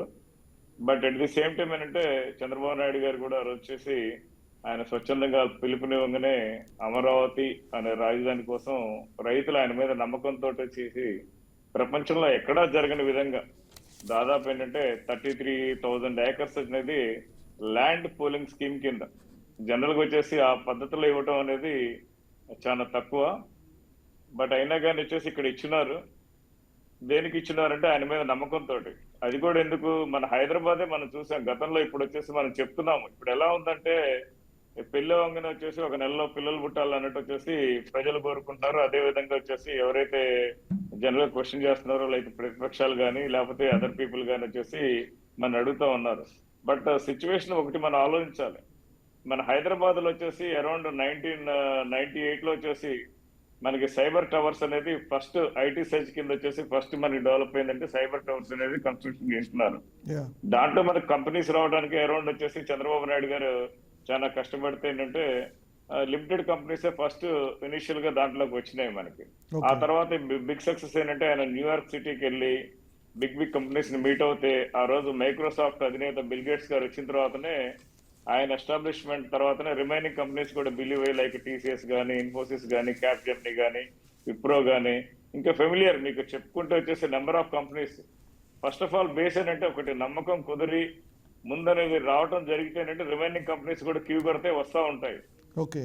ఈవెన్ మీరు ఇన్ఫ్రాస్ట్రక్చర్ అదర్ ఫెసిలిటీస్ గురించి మాట్లాడుతున్నారు. మన హైదరాబాద్ లో చూసుకుంటే ఇనిషియల్ స్టేజ్ లో ఏంటి మనకి ఏంటంటే బేగంపేట ఎయిర్పోర్ట్, మనకి ట్రాఫిక్ కంజెషన్ ఎక్కువ, చాలా ఎర్లీ స్టేజ్. ఈవెన్ నేను కూడా గతంలో వచ్చేసప్పుడు నేను అమెరికా వెళ్ళేటప్పుడు వచ్చేసి బేగంపేట ఎయిర్పోర్ట్ నుంచి వచ్చేసి బయలుదేరినాను. అప్పుడు ఈవెన్ ఇంటర్నేషనల్ ఫ్లైట్స్ కూడా నాకు వచ్చేసి ఇక్కడ డైరెక్ట్ అవైలబిలిటీ లేదు. ఆ రోజు నా కనెక్టివిటీ ఏంటంటే హైదరాబాద్ నుంచి బాంబే వెళ్ళి, బాంబే నుంచి నేను ఆ రోజు డలాస్ వచ్చేసి వెళ్ళున్నాను నేను. బట్ అదే నా రిటర్న్ ఫ్లైట్ వచ్చేసి డైరెక్ట్ గా బేగంపేటలో వచ్చేసి లూఫ్తాన్సా ఎయిర్లైన్స్ డైరెక్ట్ గా బేగంపేట ఎయిర్పోర్ట్ లోనే దించున్నారు ఆ రోజు. ఎందుకు ఇదేంటంటే ఆ రోజు ఏంటంటే ఇనిషియల్ స్టేజ్ లోనే సెంట్రల్ గవర్నమెంట్ తో ఉన్న రిలేషన్ తోటి ఫస్ట్ ఆఫ్ ఆల్ బేసిక్ గా వీళ్ళందరూ చెప్పింది నిజమే. డిఫరెంట్ ఎంఎన్సీస్ సిఇఓస్ కానీ లేకపోతే అదర్ ఇండస్ట్రియలిస్ట్ రావాలంటే మెయిన్ ఏంటంటే మనకి ఎయిర్పోర్ట్ ట్రాన్స్పోర్టేషన్ కానీ అదర్వైజ్ ప్రెసెంట్ ఏంటంటే ఈ డేటా యుగంలో, ఇంటర్నెట్ యుగంలో ఏంటంటే మెయిన్ ఇంటర్నెట్ ఫెసిలిటీస్ కానీ, అంటే హై అండ్ ట్రాన్స్ఫరబిలిటీ ఉండే నెట్వర్కింగ్ లైన్స్ కూడా main important. Step by step ఇదంతా జరగడానికి, అంత సిటీ ట్రాన్స్ఫార్మ్ చేయడానికి ఆ రోజు కూడా చంద్రబాబు నాయుడు గారు ఏం చెప్పారు, ఇమీడియట్ గా వచ్చేసి 2-3 years లోనో 5 years లోనో జరుగుతాయని చెప్పలేదు. ఆయన కూడా ఏం చెప్పాడు, 2020 విజన్ అన్నారు. 2020 కంటే కూడా ముందే వచ్చేసి మనం ఆ ఫలాలను వచ్చేసి మనం హైదరాబాద్ లో మనం చూసినాము. ఇప్పుడు ప్రజెంట్ మన ఆంధ్రప్రదేశ్ విషయానికి వచ్చాం మనం. సరే, మనకి 2014 లో ప్రజలందరూ నమ్మారు. ఆయన అన్నట్టు వచ్చేసి ల్యాండ్ పూలింగ్ ఇదంతా అవడానికే మనకి వచ్చేసి అమరావతి రాజధాని విషయానికి వచ్చేసి మనకి అరౌండ్ 2017 వరకు ఏంటంటే ఈ ల్యాండ్ పూలింగ్ ఇవన్నీ అయినాయి. ఈయన ఎప్పుడైతే వచ్చేసి ల్యాండ్ పూలింగ్ అంతా రెడీ చేసుకుని ఎప్పుడైతే రాజధాని నిర్మాణం చేద్దాం అనుకునే టైంలో మనకి ఏంటంటే అప్పుడు ఎన్జిటి అని మనకి అపోనెంట్స్ ఎవరైతే ఉన్నారో అపోజిషన్ వాళ్ళు గ్రీన్ ట్రిబ్యునల్ కేసెస్ కూడా వేసినారు. మళ్ళీ ఎవరిని సార్ట్ అవుట్ చేసుకొని మనం క్లియరెన్స్ చేసుకొని వచ్చేసరికి ఏంటంటే టెంపరీ క్యాపిటల్ యాక్చువల్గా వచ్చేసి ప్రపంచంలో ఎక్కడా లేని విధంగా ఏంటంటే మన ఆంధ్రప్రదేశ్కి వచ్చిన గొప్ప అవకాశం ఏంటంటే స్క్రాప్ నుంచి వచ్చేసి అడ్వాన్స్డ్ సిటీ బిల్డప్ చేసుకునే అవకాశం వచ్చేసి మన ఆంధ్రప్రదేశ్ రాష్ట్రానికి ఉంది అనే ఉద్దేశంతో వచ్చేసి మనకి చంద్రబాబు నాయుడు గారు ఆ రోజు స్క్రాప్ నుంచి మీకు గవర్నమెంట్ సిటీ కానీ లేకపోతే వచ్చేసి మీకు అదర్ వచ్చేసి బిజినెస్ సిటీస్ కానీ స్పోర్ట్స్ సిటీ కానీ మీకు అరౌండ్ 9 థీమ్ సిటీస్ మనకి ప్లాన్ చేసినారు. ఎందుకు ప్లాన్ చేసినారు? ప్రపంచంలో ఎక్కడా లేని విధంగా వచ్చేసి ఇక్కడ మనం సిటీని డెవలప్ చేస్తే మనకి ఫెసిలిటీస్ అన్ని కన్వీనియంట్ గా ఉంటాయి కాబట్టి ఏంటంటే మనకి ఇన్వెస్టర్స్ ని ఈజీగా అట్రాక్ట్ చేసే ఉద్దేశంతో మనకు చేసినారు. బట్ బై బ్యాడ్ లక్ ఏంటంటే మనకి టెంపరీ మనకి ఈవెన్ అసెంబ్లీ అక్కడి నుంచే ఫంక్షన్ అయింది ఆ రోజు 2019 బిఫోర్ వరకు. అంటే with in a span of 1.5 year లో ఇవన్నీ బిల్డప్ చేయడం గొప్ప విషయమే మనకి. ఈవెన్ అదర్ హెచ్ఓడి బిల్డింగ్స్ మీరు చూసుకుంటే డీజీపీ హెడ్ క్వార్టర్స్ అండి మనకి 2008 with in a span of 1.5 year లోనే వచ్చేసి మీకు ఫంక్షనింగ్ లోకి వచ్చేసినాయి అవి. లైక్ వచ్చేసి మీకు ఫైర్ డిపార్ట్మెంట్ కానీ మీకు బోలెడు an number of companies even Vizag side చూసుకున్నా కానీ ఈవెన్ రాయలసీమలో కియా లాంటి కంపెనీస్ చూసుకున్నా కానీ ఈవెన్ మీరు వచ్చేసి ఈ నెల్లూరు కోస్టల్ బెల్ట్ లో వచ్చేసి నెల్లూరు సైడ్ చూసుకుంటే మీకు తడా వీటి దగ్గర ఎస్సీజెట్స్ కానీ అపారల్ బాక్స్ కానీ ఈవెన్ విండ్ పవర్ కానీ ఎన్ నెంబర్ ఆఫ్ కంపెనీస్ వచ్చేసి అక్రాస్ ద స్టేట్. ఆ రోజు ఏంటంటే మనకి క్యాపిటల్ అనేది ల్యాండ్ పూలింగ్ స్కీమ్ కింద రైతుల దగ్గర తీయటం వల్ల దీని మీదనే కాన్సన్ట్రేషన్ పెడుతున్నారని చెప్పేసి మనకి అంటే ఇక్కడ కిరణ్ గారు యాక్చువల్గా ఇక్కడ జరుగుతుంది ఏంటంటే మనకి దాదాపుగా నిన్న అంటే మీరు చెప్పిన ప్రకారంగా అట్రాక్షన్ అయితే ఎక్కువ ఉంది, ఇండస్ట్రియలిస్టులు ముందుకు వస్తున్నారు, ప్రకటిస్తున్నారు, లేదా కొంతమంది ఎంఓఏలు కూడా చేసుకుంటున్నారు స్టేట్ గవర్నమెంట్ తోటి. రియలైజేషన్ ఎంతవరకు జరుగుతుంది అనేది ఇప్పుడు మన అనలిస్టులు ఇద్దరు అడుగుతున్నటువంటి క్వశ్చన్. అది ఆన్ పేపర్ ఒకే రియలైజేషన్కి సంబంధించి ఎవరు ఏ ప్రకటన స్పష్టంగా చేయట్లేదు. సో ఇది ఎంతవరకు సమంజసం అనేది ఒక ఇండస్ట్రియలిస్ట్ కానీ ఒక ఎంటర్ప్రినర్గా మీరేం చెప్తారు? ఇప్పుడు వన్ థింగ్ అండి, ఇప్పుడు మనకి రియలైజేషన్ విషయానికి వస్తే మీకు రతన్ టాటా ఇన్నోవేషన్ హబ్ అని వచ్చేసి మనకి ఆ రోజు చంద్రబాబు నాయుడు గారు అనౌన్స్ చేసినారు. అప్పుడు టీసీఎస్ నుంచి చంద్రశేఖర్ గారు వచ్చేసి సార్ వచ్చి నెంబర్ ఆఫ్ మీటింగ్స్ వేసిన తర్వాత మనకి ఆల్రెడీ మంగళగిరి వచ్చేసి మీకు మయూరి టెక్ పార్క్ లో ఆల్రెడీ ఇట్స్ ఫంక్షనింగ్ లోకి వచ్చింది. అరౌండ్ 50,000 కంపెనీ 50,000 ఎస్ఎఫ్టీలో దాంట్లో మీకు ఏంటి దాని మెయిన్ పర్పస్ ఏంటి? ఆయన ఏమన్నారు, ఇప్పుడు ఇంటెలిజెంట్స్ అంటే తెలివిగా ఆలోచించే వాళ్ళు బోల్డ్ మంది ఉన్నారు, ప్లస్ వచ్చేసి బ్యూటిఫుల్ కాన్సెప్ట్స్ రెడీ చేసేవాళ్ళు. అంటే ఎంటర్ప్రీనర్షిప్ లో ఏంటంటే న్యూ కంపెనీస్ న్యూ ఐడియాస్ వచ్చే పీపుల్ బోల్డ్ మంది ఉన్నారు. వాళ్ళు డీటెయిల్డ్ ప్రాజెక్ట్ రిపోర్ట్ తయారు చేసుకుని వచ్చేసి రతన్ టాటా ఇన్నోవేషన్ హబ్ లో వచ్చేసి మనం దాన్ని చెప్తే అక్కడ వెంచర్ క్యాపిటలిస్ట్ కూడా అదే ప్లాట్ఫామ్ మీదకి మనం ఇన్వైట్ చేస్తాము. వాటిని ఎలా మెటీరియలైజ్ చేస్తే బాగుంటుంది అన్న ఉద్దేశంతో వచ్చేసి ఆ రోజు ఇచ్చేసినారు. నెక్స్ట్ అదే విధంగా మీకు వైజాగ్ చూసుకుంటే like Google data centre already వచ్చేసి ల్యాండ్ ఐడెంటిఫై చేసినారు. ఒక లెవెల్కి వచ్చేసి అవన్నీ డిస్కషన్స్ అయినాయి. ఈ మెటీరియలైజ్ ఒకటే కొంచెం టైం ఇవ్వాలి మనకి డెఫినెట్ గా. ఏంటంటే ఇప్పుడు ఐఎమ్ ఇంటూ రియల్ ఎస్టేట్ అండి. మేము ఏదైనా ప్రాజెక్ట్ వచ్చేసి మేము ఒక ల్యాండ్ డెవలప్మెంట్ కోసం తీసుకుంటే దానికి వచ్చేసి ఫస్ట్ ఆఫ్ ఆల్ వచ్చేసి ల్యాండ్ ఓనర్స్ వచ్చేసి మేము మాట్లాడుకోవాలి. మాట్లాడుకున్న తర్వాత టర్మ్స్ అండ్ కండిషన్స్ అన్ని ఓకే అయిన తర్వాత మనం గవర్నమెంట్ తో పర్మిషన్ తీసుకోవాలి. ఒక చిన్న మేము కన్స్ట్రక్షన్ ప్రాజెక్ట్ చేయడానికే ఇట్స్ మ్యాటర్ ఆఫ్ మినిమం ఒక 6 months నుంచి 1 year టైం జనరల్ గా తీసుకుంటూ ఉంటుంది. అప్పుడు మనకి ప్రాసెస్ స్టార్ట్ అయ్యి మళ్ళీ ఆ ప్రాజెక్ట్ కంప్లీట్ చేయడానికి ఏంటంటే as per the capacity of the building వచ్చేసి మినిమం 2 years నుంచి అప్ టు వచ్చేసి 5 years తీసుకుంటా ఉంటుంది. మీకు అదే విధంగా మీకు ఇండస్ట్రియలిస్టులు కూడా అంతేనండి. ఏదైనా కంపెనీ రావాలంటే మనకు కొంచెం టైం ఇవ్వాలి. గతంలో 14-19 లో మీకు ఎన్ నెంబర్ ఆఫ్ కంపెనీస్ వచ్చినాయి. బట్ నెక్స్ట్ వచ్చిన ముఖ్యమంత్రి జగన్మోహన్ రెడ్డి గారు కూడా వచ్చేసి మన హైదరాబాద్ ఎగ్జాంపుల్ బేస్ చేసుకుని వైఎస్ రాజశేఖర రెడ్డి గారు ఏం చేసినారు కంటిన్యూటీ. గతంలో వచ్చేసి చంద్రబాబు నాయుడు గారు ఏదైతే వచ్చేసి లేకపోతే అంతకుముందు ప్రభుత్వాలు ఏదైతే మనకు వచ్చేసి పాలసీ ఫ్రేమ్ చేశారో వాటిని కంటిన్యూ చేసుకుంటూ వెళ్ళిపోయి ఉన్నారు. దానివల్ల ఏంటంటే మనకి ఈ రోజు వచ్చేసి రిజల్ట్స్ చూస్తున్నాము. తర్వాత చంద్రబాబు నాయుడు గారు, తర్వాత వచ్చేసి రాజశేఖర రెడ్డి గారు, ఆ తర్వాత వచ్చేసి మీకు ఈవెన్ కేసీఆర్ గారి ప్రభుత్వం వచ్చినా గానీ, ఇప్పుడు రేవంత్ రెడ్డి గారి ప్రభుత్వం వచ్చినా గానీ డెవలప్మెంట్ అనేది కంటిన్యూటీ ఉంది. బట్ ఆంధ్రప్రదేశ్ విషయానికి వస్తే ఏమైందంటే మనకి అది వాళ్ళ మధ్యలో మరి ఏం విభేదాలు ఏమున్నాయి దానివల్ల అయితే అల్టిమేట్ గా ఇప్పుడు చెప్పిన జర్నలిస్ట్ ప్రకారం ఏంటంటే అల్టిమేట్ గా నష్టపోయింది వచ్చేసి రాష్ట్రం నష్టపోయింది, మాలాంటి వచ్చేసి పెట్టుబడిదారులందరూ నష్టపోయారు, అల్టిమేట్ గా ప్రజలు నష్టపోయారు. దానివల్ల ఏంటంటే ఇప్పుడు సార్ వాళ్ళు క్వశ్చన్ చేసిన విధంగా మన డెవలప్మెంట్ అనేది ప్రోగ్రెస్ మనకి క్లియర్ గా అవపడట్లేదు. దేనికైనా అంటే టైం కన్జ్యూమింగ్ అండి. 14-19 లో 5 years లోనే నెంబర్ ఆఫ్ మన డెవలప్మెంట్స్ చూసాం, మెటీరియలైజ్ అయ్యి ఆల్రెడీ ఫంక్షనింగ్ లోకి వచ్చాయి. బై 19 లో వచ్చేసి మన ఏర్పడిన కొత్త ప్రభుత్వము దాన్ని కంటిన్యూ చేస్తే డెఫినెట్ గా ఏంటంటే ఆ ప్రతిఫలాలని మనం చూసేవాళ్ళం. మళ్ళీ అగైన్ మనం ఎక్స్పెక్ట్ చేసిన విధంగా వచ్చేసి 1924 లో డెవలప్మెంట్ కాలేదు కాబట్టి ప్రజలు ఏం చేశారు, ప్రభుత్వాన్ని మార్చున్నారు. ప్రభుత్వం మార్చిన తర్వాత ఈ ప్రభుత్వం ఏంటంటే మనకి కొత్తగా ఏర్పడిన రాష్ట్రంలో ఇమ్మీడియట్ గా ప్రజలకి ఎంప్లాయ్మెంట్ కావాలి, కొత్త కంపెనీస్ రావాలి. అదే విధంగా వచ్చేసి మీకు చైనా గానీ, తైవాన్ గానీ, మీకు అదర్ కంట్రీస్ లో వచ్చేసి మనకి individual small medium and enterprise ఏ విధంగా అయితే ఉన్నారో, మైక్రో స్మాల్ మీడియం ఎంటర్ప్రైజ్ అంటే ఎంఎస్ఎంఈస్ ఎలా ఉన్నారో దాంట్లో ప్రోత్సహిస్తూ వచ్చేసి ఎంప్లాయ్మెంట్ వచ్చేసి ఈజీగా. ఎందుకంటే అప్పుడు గత ప్రభుత్వంలో ఏంటంటే మనకి ఎన్నికల టైంలో నారా లోకేష్ గారు ఏమన్నారు, 20 lakhs ఎంప్లాయ్మెంట్ అనేది మనకు ప్రామిస్ చేసినారు. ఆయన ప్రామిస్ చేసిన దాని ప్రకారం ఏంటంటే మనకి పెద్ద పెద్ద కంపెనీస్ లో మన ఎంప్లాయ్మెంట్ తీసుకురావచ్చు. బట్ ఎంతైనా కానీ ఏ కంపెనీ అయినా కానీ 10,000 employment, 20,000 employment, 50,000 employment, maximum 1 lakh employment ఇస్తుంది. అలా కాకుండా ఎంఎస్ఎంఈస్ ని కూడా మనం ఎంకరేజ్ చేస్తే బాగుంటుందన్న ఉద్దేశంతో వచ్చేసి బ్యూటిఫుల్ పాలసీస్ ఫ్రేమ్ చేసినారు. కిరణ్ గారు ఒక్క నిమిషం, కోటేశ్వరరావు గారు చెప్పడానికి ట్రై చేస్తున్నారు. సార్ కోటేశ్వరరావు సార్ చెప్పండి, టైం బీయింగ్ అనే మాటని స్పష్టంగా చెప్తున్నారు కిరణ్ గారు. యాజ్ ఎంటర్ప్రెన్యూర్ కావచ్చు, లేదంటే ఇక్కడ బిజినెస్ మ్యాన్గా కూడా కావచ్చు, ఫారెన్ వెళ్ళి చూసి వచ్చినటువంటి వ్యక్తి కావచ్చు. ఆయన చెప్తుంది ఏంటంటే ప్రతిదానికి ఒక టైం ఉంటుంది, ఇట్ టేక్స్ టైం అనేటువంటి మాట చెప్తున్నారు. మీరు దాన్ని ఎలా చూస్తారు? ప్రతిదానికి టైం ఉంటుంది అనేటువంటి దానిలో ఎవరికి ఎటువంటి లేదు. అదే విధంగా ఒక కంపెనీ రావచ్చు, లేదా ఒక చిన్న కంపెనీ యాక్టివిటీ ప్రారంభించవచ్చు. అది కాదు పాయింట్. ఇక్కడ చంద్రబాబు నాయుడు గారి మొదటి హయాంలో దాదాపు 19 లక్షల కోట్ల మేరకు అవగాహన ఒప్పందాలు.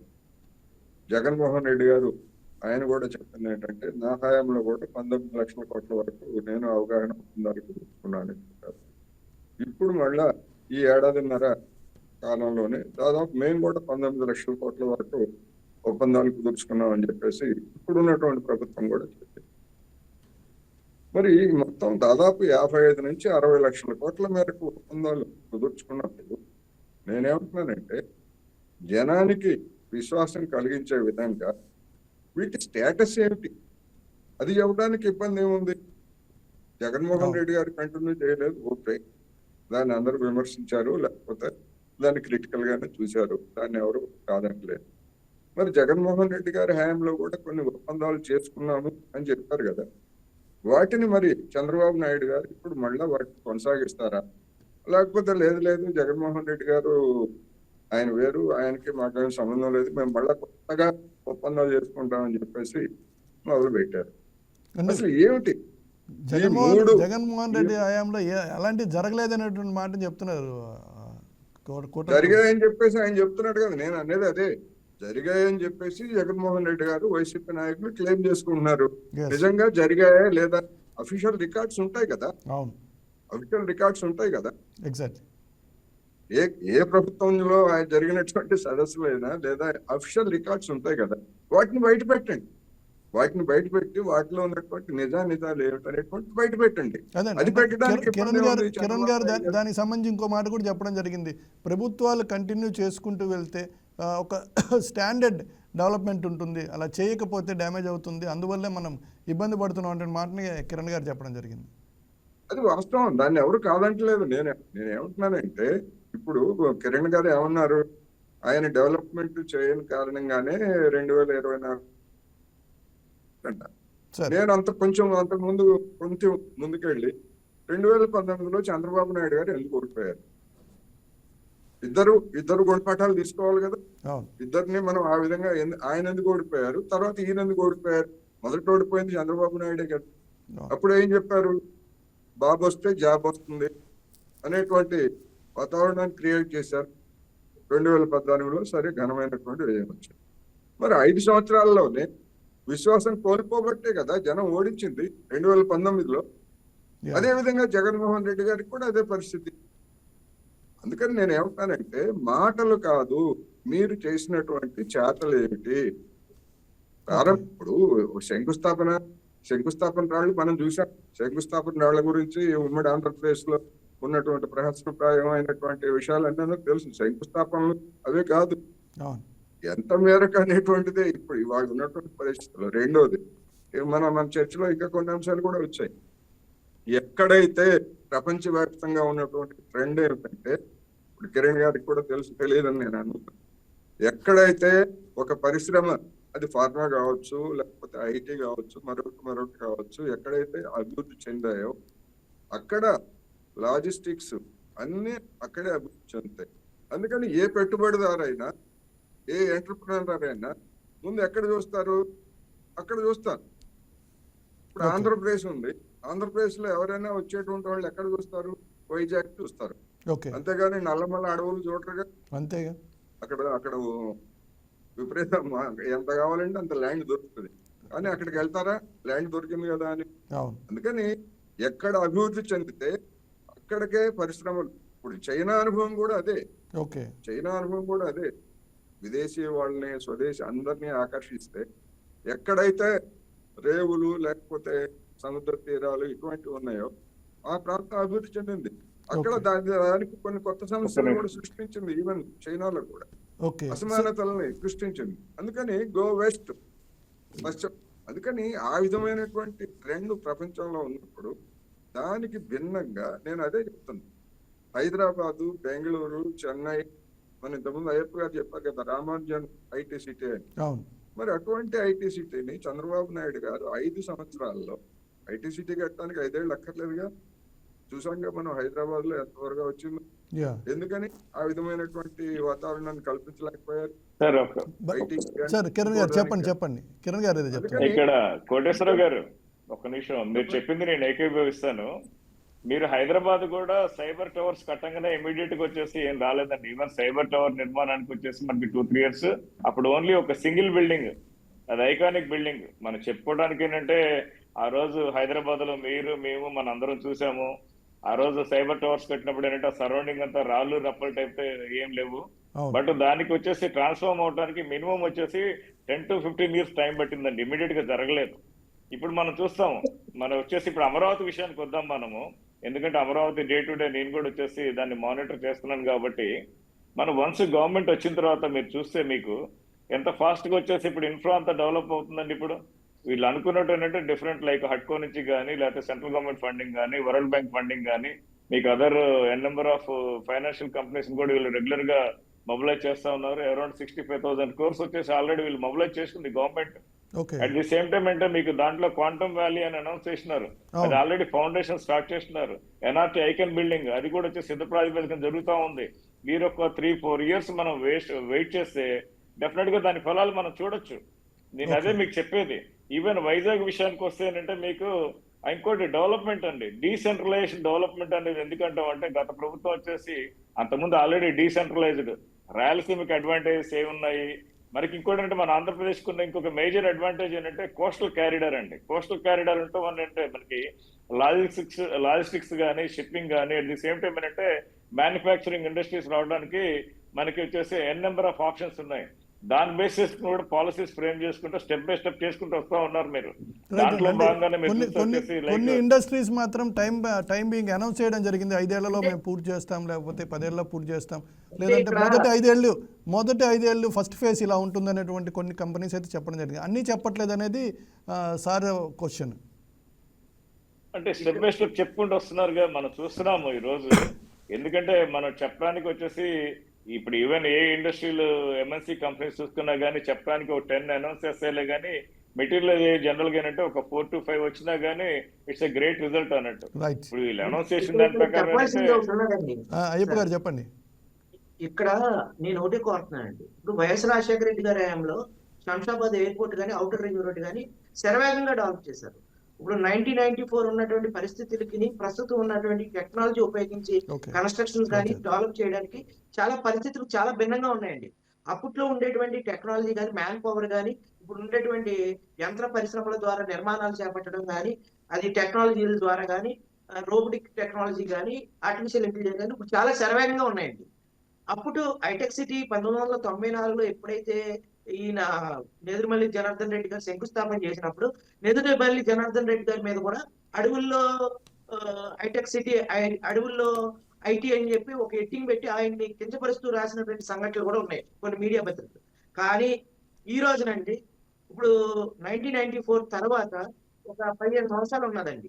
15 సంవత్సరాల తర్వాత ఏదైతే 2010 నుంచి ఈ 2016 వరకు మధ్య కాలంలో ప్రతి 5 years కి కూడా చాలా డ్రాస్టిక్ చేంజెస్ మారిపోయాయండి. కేవలం విత్ ఇన్ స్పాన్ ఆఫ్ టైంలో కేవలం 2012 నుంచి 2016 వరకు మధ్య కాలంలో ఈ 4 సంవత్సరాల్లోనే 80% వరకు కూడా హైదరాబాద్ హైటెక్ సిటీ, హైటెక్ అటు ఏదైతే ఉందో విప్రో గానీ, ఇన్ఫోసిస్ గానీ ఆ ఫేజ్లు కూడా డెవలప్ అయింది. వేవ్ ర్యాక్ వరకు కూడా ఇండస్ట్రియల్ చాలా శరవేగంగా డెవలప్ అయింది. ఐసిఐసి బ్యాంక్ అనేది ఇంటర్నేషనల్ స్టాండర్డ్స్ లో అక్కడ కార్యకలాపాలు నిర్వహించడం అనేది కూడా పెద్ద హబ్ గా మారిందండి. ఐసిఐసి బ్యాంక్ హబ్ హైదరాబాద్ లో. ఈ రకంగా బ్యాంకింగ్ సెక్టర్ గానీ, ఫార్మసీ గానీ, లైఫ్ అండ్ సైన్స్ గానీ, ఐటీ గానీ ఇవన్నీ కూడా విత్ ఇన్ 4 years లోనే చాలా శరవేగంగా డెవలప్ అయ్యాయండి. ఇప్పుడు ఇది వరకు గతంలోగా అన్ని సంవత్సరాలు మనం టైం తీసుకోక్కర్లేదండి. ఇప్పుడు మనం ఈ రోజున మాట్లాడుకుంటే అంటే ఒక అక్కడ అంత 2 వేగంగా లోనే అంత వేగంగా పూర్తయినాయి కాబట్టి ఇక్కడ అంతే వేగంగా కోరుతున్నారు మీరు, అంతేనా? అంత వేగంగా పూర్తి చేయడానికి అవకాశాలు ఉన్నాయని చెప్తున్నానండి. ఓకే. అంటే ఇప్పుడు హైదరాబాద్ లో మెట్రో ట్రైన్స్ ఉన్నాయండి. ఇప్పుడు మన ఆంధ్రప్రదేశ్ లో మెట్రో పిల్లర్ కూడా మనం వేసుకోలేకపోయాం అవును. ఇంతవరకు కూడా. విశాఖపట్నం కానీ రీసెంట్ గా విజయవాడ సరే కానీ అనౌన్స్ చేసింది, వైజాగ్ విజయవాడ రీసెంట్ గా అనౌన్స్ చేసింది. 6 నెలలు కూడా అవి కూడా కాలేదు చూసుకుంటాం అనుకుంటా. కదండి. ఇప్పుడు ఎంప్లాయీస్ ఇన్ టైం కి రావాలి. ఎంప్లాయీకి రావాలంటే వాళ్ళ ట్రాన్స్పోర్ట్ ఫెసిలిటీస్ కూడా ఎందుకంటే చూసుకుంటారు కదా. భూసేకరణ ఒకటి పెద్దది ఉంటుంది. ఉందండి. మెట్రోకి సంబంధించి విశాఖపట్నంలో భూసేకరణ విప్రో ఇంపార్టెంట్ టెక్ కదా. మహీంద్రా ఉంది. విప్రో టెక్ మహీంద్రాకి బస్సెస్ ఉండవండి. మీరు చెప్తే నమ్మరు. ఆటోకి వెళ్తే మినిమం 60 రూపాయల దాకా తీసుకుంటాడు, 50 రూపాయలు తీసుకుంటాడు. అంటే బస్సెస్ ఫ్రీక్వెంట్ గా ఉండవు. 69 నెంబర్ బస్సు ఒకటి మాత్రమే ఉంటుందండి ఇది టీసీఎస్ లో. రైట్ అదే విప్రో కానీ టెక్ మహీంద్రా కానీ రైట్ అటువంటివి కూడా చూస్తారు కదండి. Right sir. ఒకటే కోరసరావు సార్, ఒక్క మాట చెప్పండి. Single window are is of doing business ఇక్కడ పెట్టుబడులకి ఎంతవరకు ఉపయోగపడుతుంది? ఇప్పుడు గతంలో ప్రపంచ బ్యాంకు వాళ్ళు చేసిన దాని ప్రకారం, ప్రమాణాల ప్రకారం ఆంధ్రప్రదేశ్ మొదట ఉంది అని చెప్పారు. ఆ ర్యాంకింగ్ లేకపోతే ఆ విధమైనటువంటివంతా కూడా ఫ్రాడ్. ఆంధ్రప్రదేశ్ గురించి కాదు నేను చెప్పి, మొత్తం దేశంలో వివిధ రాష్ట్రాలు పోటీ పడి అదంతా ఫ్రాడ్ అని చెప్పేసి దాన్ని అబాండన్ చేశారు. ఓకే. ఈజ్ ఆఫ్ డూయింగ్ లేదా స్పీడ్ ఆఫ్ డూయింగ్ ఇటువంటివన్నీ కూడా కొత్త కొత్త కాన్సెప్ట్స్ తో తీసుకొస్తున్నారు. అందుకని గతంలో జరిగినటువంటి ఫ్రాడ్, ఆ ర్యాంకింగ్ల కోసం చేసినటువంటి పైరవేలు ఇవన్నీ అందరికీ తెలుసు. ఇప్పుడు అది గబ్బు పట్టింది కనుక దాని సంగతి వదిలేదు. ఇప్పుడు మళ్ళీ speed of doing business, speed of doing business ఎవరుతున్నారు? స్పీడ్ ఆఫ్ డూయింగ్ బిజినెస్ గతంలో కూడా లేవా? ఇప్పటికీ speed of doing business international కంపెనీల గురించి లేకపోతే ఇంటర్నేషనల్ అనలిస్టుల గురించి వాళ్ళు రాసేటువంటి కథనాలు ఇవన్నీ కూడా ఇప్పుడు కూడా మనకు వస్తున్నాయి. ఏంటంటే స్పీడ్ ఆఫ్ డూయింగ్ బిజినెస్ అనేటువంటిది భారతదేశంలో జరిగేది కాదు. అనేకమైనటువంటి బ్యూరోక్రటిక్ ఆటంకాలు ఇప్పటికే ఉన్నాయి. మిగతా దేశాల్లో మాదిరి, చైనాలో మాదిరో లేకపోతే వియత్నాంలో మాదిరో లేదా మరొక దేశంలో మాదిరో వెంటనే ప్రారంభించడానికి లేదా కొనసాగించడానికి ఇక్కడ ఆటంకాలు ఇంకా ఉన్నాయి అనేటువంటిది అందరూ చెప్తున్నటువంటి వాస్తవం. ఓకే. రైట్. అందుకని ఇప్పుడు ఉదాహరణకి నేను ఒక ఉదాహరణ చెప్తాను. చెప్పండి సార్. కరోనా సమయంలో చైనాలో ఉన్నటువంటి కంపెనీలన్నీ కూడా అక్కడి నుంచి అంతా తట్టముక్క సర్దుకొని వెళ్ళిపోతున్నాయి. అవి మొత్తం భారతదేశానికి వస్తున్నాయని చెప్పేసి మీడియాలో ఉన్నటువంటి మనలాంటి వాళ్ళు, మీరు కావచ్చు, నేను కావచ్చు, లేకపోతే ఇంకోళ్ళు కావచ్చు, మనం అందరం కథనాలు రాశాం కదా. అవును, ఫ్యాక్టర్. మరి ఏమయ్యాయి? ఎందుకు రాలేదు? అవును. ఇక్కడ ఉన్నట్టు నరేంద్ర మోడీ గారు కావచ్చు, లేదా చంద్రబాబు నాయుడు గారు కావచ్చు, ఎవరైనా కావచ్చు, speed of doing, is of doing ఇట్లాంటివన్నీ చేస్తున్న వాళ్ళే కదా. మరి ఎందుకు రాలేదు? అట్లా రాసిన వాళ్ళు ఇదిగో అవి వస్తున్నాయి, ఇవి వస్తున్నాయి, ఆ కంపెనీలు వస్తున్నాయి, ఈ కంపెనీలు వస్తున్నాయని చెప్పిన వాళ్ళు ఇప్పుడు ఎక్కడ మాట్లాడరు. ఓకే. ఎందుకని అంటే ఇక్కడ ఉన్నటువంటి బ్యూరోక్రసీ కానీ లేదా అసలు విషయం ఏంటంటే ఇక్కడికి రావడానికి ఇప్పుడు అదానీ కావచ్చు, అంబానీ కావచ్చు, వాళ్ళకి పోటీగా వచ్చేటువంటి వాటిని ఎవరినైనా వీళ్ళు రాణిస్తున్నారా? ఉదాహరణకు అమెజాన్ గురించి మనకు తెలుసు. బెజోఫ్ అనేటువంటి వాడు ఢిల్లీ వచ్చి 3 రోజుల పాటు నరేంద్ర మోడీ గారి ఇంటర్వ్యూ దొరక్క చేతులు ఊపుకుంటూ వెనక్కి తిరిగి వెళ్ళిపోయాడు. ఎందుకు వెళ్ళిపోయాడు? ఆ అమెజాన్ కంపెనీ వచ్చి ఇక్కడ యాక్టివిటీస్ ప్రారంభిస్తే, ఇక్కడ డామినేట్ చేస్తే, అదానీ కంపెనీ, అంబానీ కంపెనీకి జియో ఉంది కదా, దానికి దెబ్బ అని చెప్పేసి అదానీ అంబానీ ఇన్ఫ్లుయెన్స్ చేసి రానివ్వకుండా అడ్డుకోవడానికి ప్రయత్నించాడు. అది మరి నరేంద్ర మోడీ గారు ఇంటర్వ్యూ ఇస్తే ఏం కొంపలే మునిగిపోయినాయి. అమెజాన్ వాడికి యా అంత అవమానించి పంపాల్సినటువంటి అవసరం లేదు కదా. అవును అటువంటివన్నీ కూడా చూసుకున్న తర్వాత ఎవడైనా కానీ ఇక్కడ ఉన్నటువంటి కార్పొరేట్, నేను మళ్ళా చెప్తున్నా, ఇక్కడ ఉన్నటువంటి కార్పొరేట్లు తమ ప్రయోజనాలకు హానికరం కానటువంటి వాటిని మాత్రమే అనుమతిస్తున్నారు. ఓకే హానికరం అనుకున్నటువంటి వాటిని అడ్డుకుంటున్నారు. ఓకే ఒకవేళ లేదు మిమ్మల్ని మేమేం చేస్తామంటే ఎవరు అధికారంలో ఉన్న వాళ్ళందరినీ కూడా ఇంటికి పంపించేస్తాం. ఉదాహరణకి చూడండి, మన ఈ 5 సంవత్సరాల్లో జరిగినటువంటి పరిణామాలు ఒకటే చెప్తాను నేను. గాల్వన్ లోయ ఉదంతం తర్వాత చైనాకి మనకి సంబంధాలు లేవు, చైనా తోటి మాటలు లేవు, అటువైపు కూడా చూడం అని చెప్పినటువంటి పెద్ద మనుషులు 5 సంవత్సరాల తర్వాత మొత్తం అన్ని రంగాల్లో ఒక్కొక్కటి మేము మొత్తం తెరుస్తున్నాం, రెక్టివాజీ పరుస్తున్నాం అని చెప్పేసి చెప్తున్నారు. ఎందుకని 5 ఏళ్ల క్రితం చైనా ఎట్లా ఉందో ఇప్పుడు కూడా చైనా అట్లాగే ఉంది. ఆ కమ్యూనిస్ట్ పార్టీ కావచ్చు, ఆ వ్యవస్థ కావచ్చు.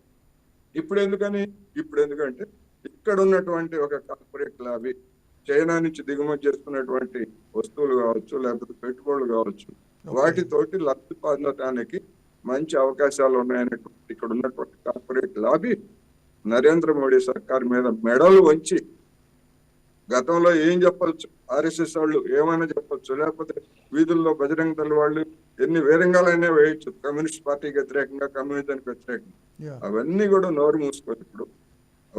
నోరు మూసుకొని చైనాకి దాబికి తెచ్చారు. ఎందుకు తెచ్చారు? నరేంద్ర మోడీ గారికి ఏమైనా కమ్యూనిజం మీద, కమ్యూనిస్ట్ పార్టీ మీద ఏమైనా ప్రేమ పుట్టిందా కొత్తగా 5 సంవత్సరాల తర్వాత? కానే కాదు. సార్ కార్పొరేట్ ప్రయోజనాలు, ఇక్కడ ఉన్నటువంటి కార్పొరేట్ దిగుమతిదారులు కావచ్చు, లేదా ఎలక్ట్రానిక్ వెహికల్స్ ఇండస్ట్రీస్ వాళ్ళు కావచ్చు, ఎవరైనా. అందుకని ఇటువంటివన్నీ కూడా ఉన్నాయి. మరి అప్పుడు లేనటువంటి ఈజ్ ఆఫ్ డూయింగ్ బిజినెస్ ఇప్పుడు వస్తుంది. కానీ పాయింట్ ఏంటంటే విధానాలు, ఇక్కడ ఉన్నటువంటి అడ్డుకునేటువంటి వాళ్ళు, ఇలాంటివన్నీ అనేకమైనటువంటి ఫ్యాక్టర్స్ ఉంటాయని నేను ఈ సందర్భంగా రైట్ సార్. సార్ ఫైనల్గా కిరణ్ గారు ఒక మాట చెప్పండి. మీరు కూడా రాయితీలు పొందారు ఇక్కడ కొత్త గవర్నమెంట్ వచ్చిన తర్వాత యాజ్ ఏ రియల్టర్గా కూడా. సో రాయితీలు లేదా is of doing business, single window format, ఇవన్నీ ఇండస్ట్రియలిస్టులకి ఎంతవరకు మేలు చేస్తాయి, వాళ్ళకి ఎంతవరకు వెల్కమ్ చెప్తాయి? ఇక్కడ ప్రజెంట్ ప్రభుత్వం వచ్చిన తర్వాత జస్ట్ ఈ 1.5 year లోనే గత చరిత్రలో ఎప్పుడూ లేని విధంగా వచ్చేసి మేము నరెట్కోలో వచ్చేసి స్టేట్ ఎగ్జిక్యూటివ్ వైస్ ప్రెసిడెంట్ గా ఉన్నానండి నేను. NAREDCO is nothing but national real estate development council. ఇది మనకి ఈవెన్ వచ్చేసి ఇది 1998 లో అప్పట్లో వచ్చేసి ministry of housing and urban affairs ministry ద్వారా ఏర్పడింది. మాకు సెంట్రల్ యూనియన్ మినిస్టర్ ఎవరైతే ఉన్నారో వాళ్ళు వచ్చేసి చీఫ్ ప్యాటర్న్ గా ఉంటారు. ప్రజెంట్ మనోహర్ లాల్ ఖట్టర్ గారు వచ్చేసి అర్బన్ అఫైర్స్ మినిస్టర్ గా ఉన్నారు, ఆయన చీఫ్ ప్యాటర్న్ గా ఉంటారు. నేషనల్ లెవెల్లో రిఫార్మ్స్ కానీ, పాలసీస్ కానీ, లేకపోతే స్టేట్ లెవెల్లో కానీ స్టేక్ హోల్డర్స్ కింద కంపల్సరీ మమ్మల్ని ఇన్వైట్ చేస్తారు. బట్ ఈ ప్రభుత్వం ఏర్పడిన తర్వాత డెఫినెట్ గా మమ్మల్ని అందరిని ఇన్వైట్ చేశారు, మాకున్న సమస్యలను అడిగినారు, త్వరితగతిని పరిష్కరించారు.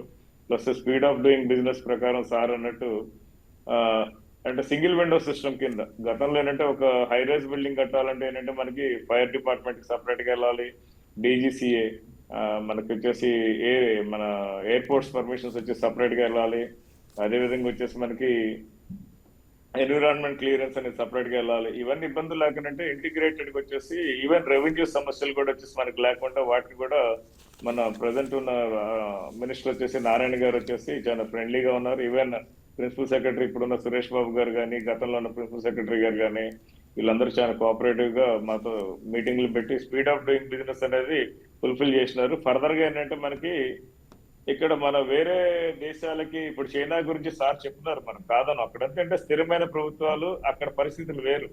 మనది ఏంటంటే ఇది ఇట్స్ డెమోక్రటిక్ కంట్రీ ఏంటంటే ప్రజల ఆలోచన విధానం ఎప్పుడు ఎలా ఉంటుందో తెలియదు. ప్రస్తుతం మన దగ్గర అంటే మెయిన్ ఏంటంటే ఉచితాలు. ఆ ఉచితాలు అనేది ఏ మేరకు ఎవరు ఏ టైంలో ఎలా రియాక్ట్ అవుతారో తెలియదు. బట్ అక్కడ వచ్చేసి డెఫినెట్ గా మనం ఇద్దరు స్టేట్స్ కానీ లేకపోతే వచ్చేసి నేషనల్ గా కూడా వచ్చేసి మనం ఇబ్బంది పడుతున్నాము, దాంట్లో నో డౌట్. బట్ నేను చెప్పదలుచుకుంది ఒకటే, అంతిమంగా ఏంటంటే ఈ స్పీడ్ ఆఫ్ డూయింగ్ బిజినెస్ కానీ లేకపోతే is of doing business results మనం చూడాలంటే మన రాష్ట్రంలో కూడా స్థిరమైన ప్రభుత్వం అనేది ఒకటి ఉండాలి.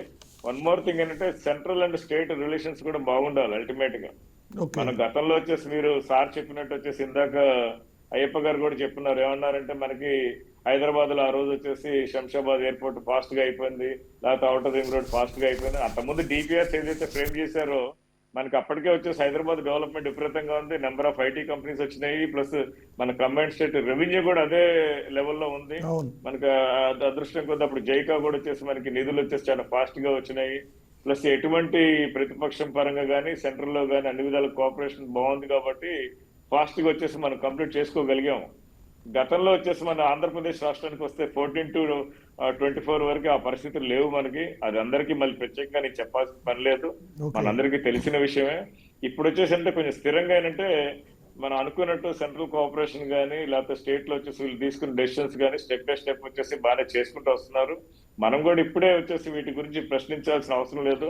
మనం కూడా ఇంకో 1 or 2 years మనం వెయిట్ చేస్తే వచ్చేసి ఆ రిజల్ట్స్ చూసిన తర్వాత వచ్చేసి అప్పుడు మనం ప్రశ్నిస్తే బాగుంటుందని చెప్పేసి నా ఉద్దేశం, నా పర్సనల్ ఒపీనియన్ అండి. Right sir, right. Thank you very much Koteswararao గారు, కిరణ్ గారు, కోటిపల్లి అయ్యప్ప గారు.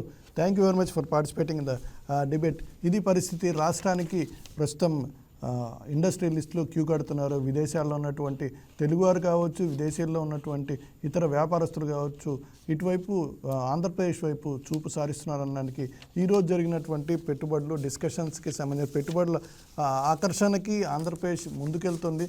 అదేవిధంగా ఇండస్ట్రియలిస్ట్ కూడా ఆంధ్రప్రదేశ్ వైపు చూపు సారిస్తున్నారని ఈరోజు జరిగినటువంటి దావోస్ మీటింగ్ ఒక బేస్గా కనపడుతుంది, ఒక థిన్ లైన్గా కాకుండా ఒక పాత్ లాగా కనపడుతుంది.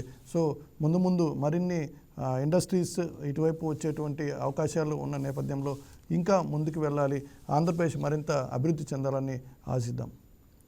Keep watching YK TV. Signing off యోస్ Kalyan Krishna. Please subscribe to YK TV Network. Please subscribe to YK TV. Please watch YK News. Don't forget to subscribe YK News channel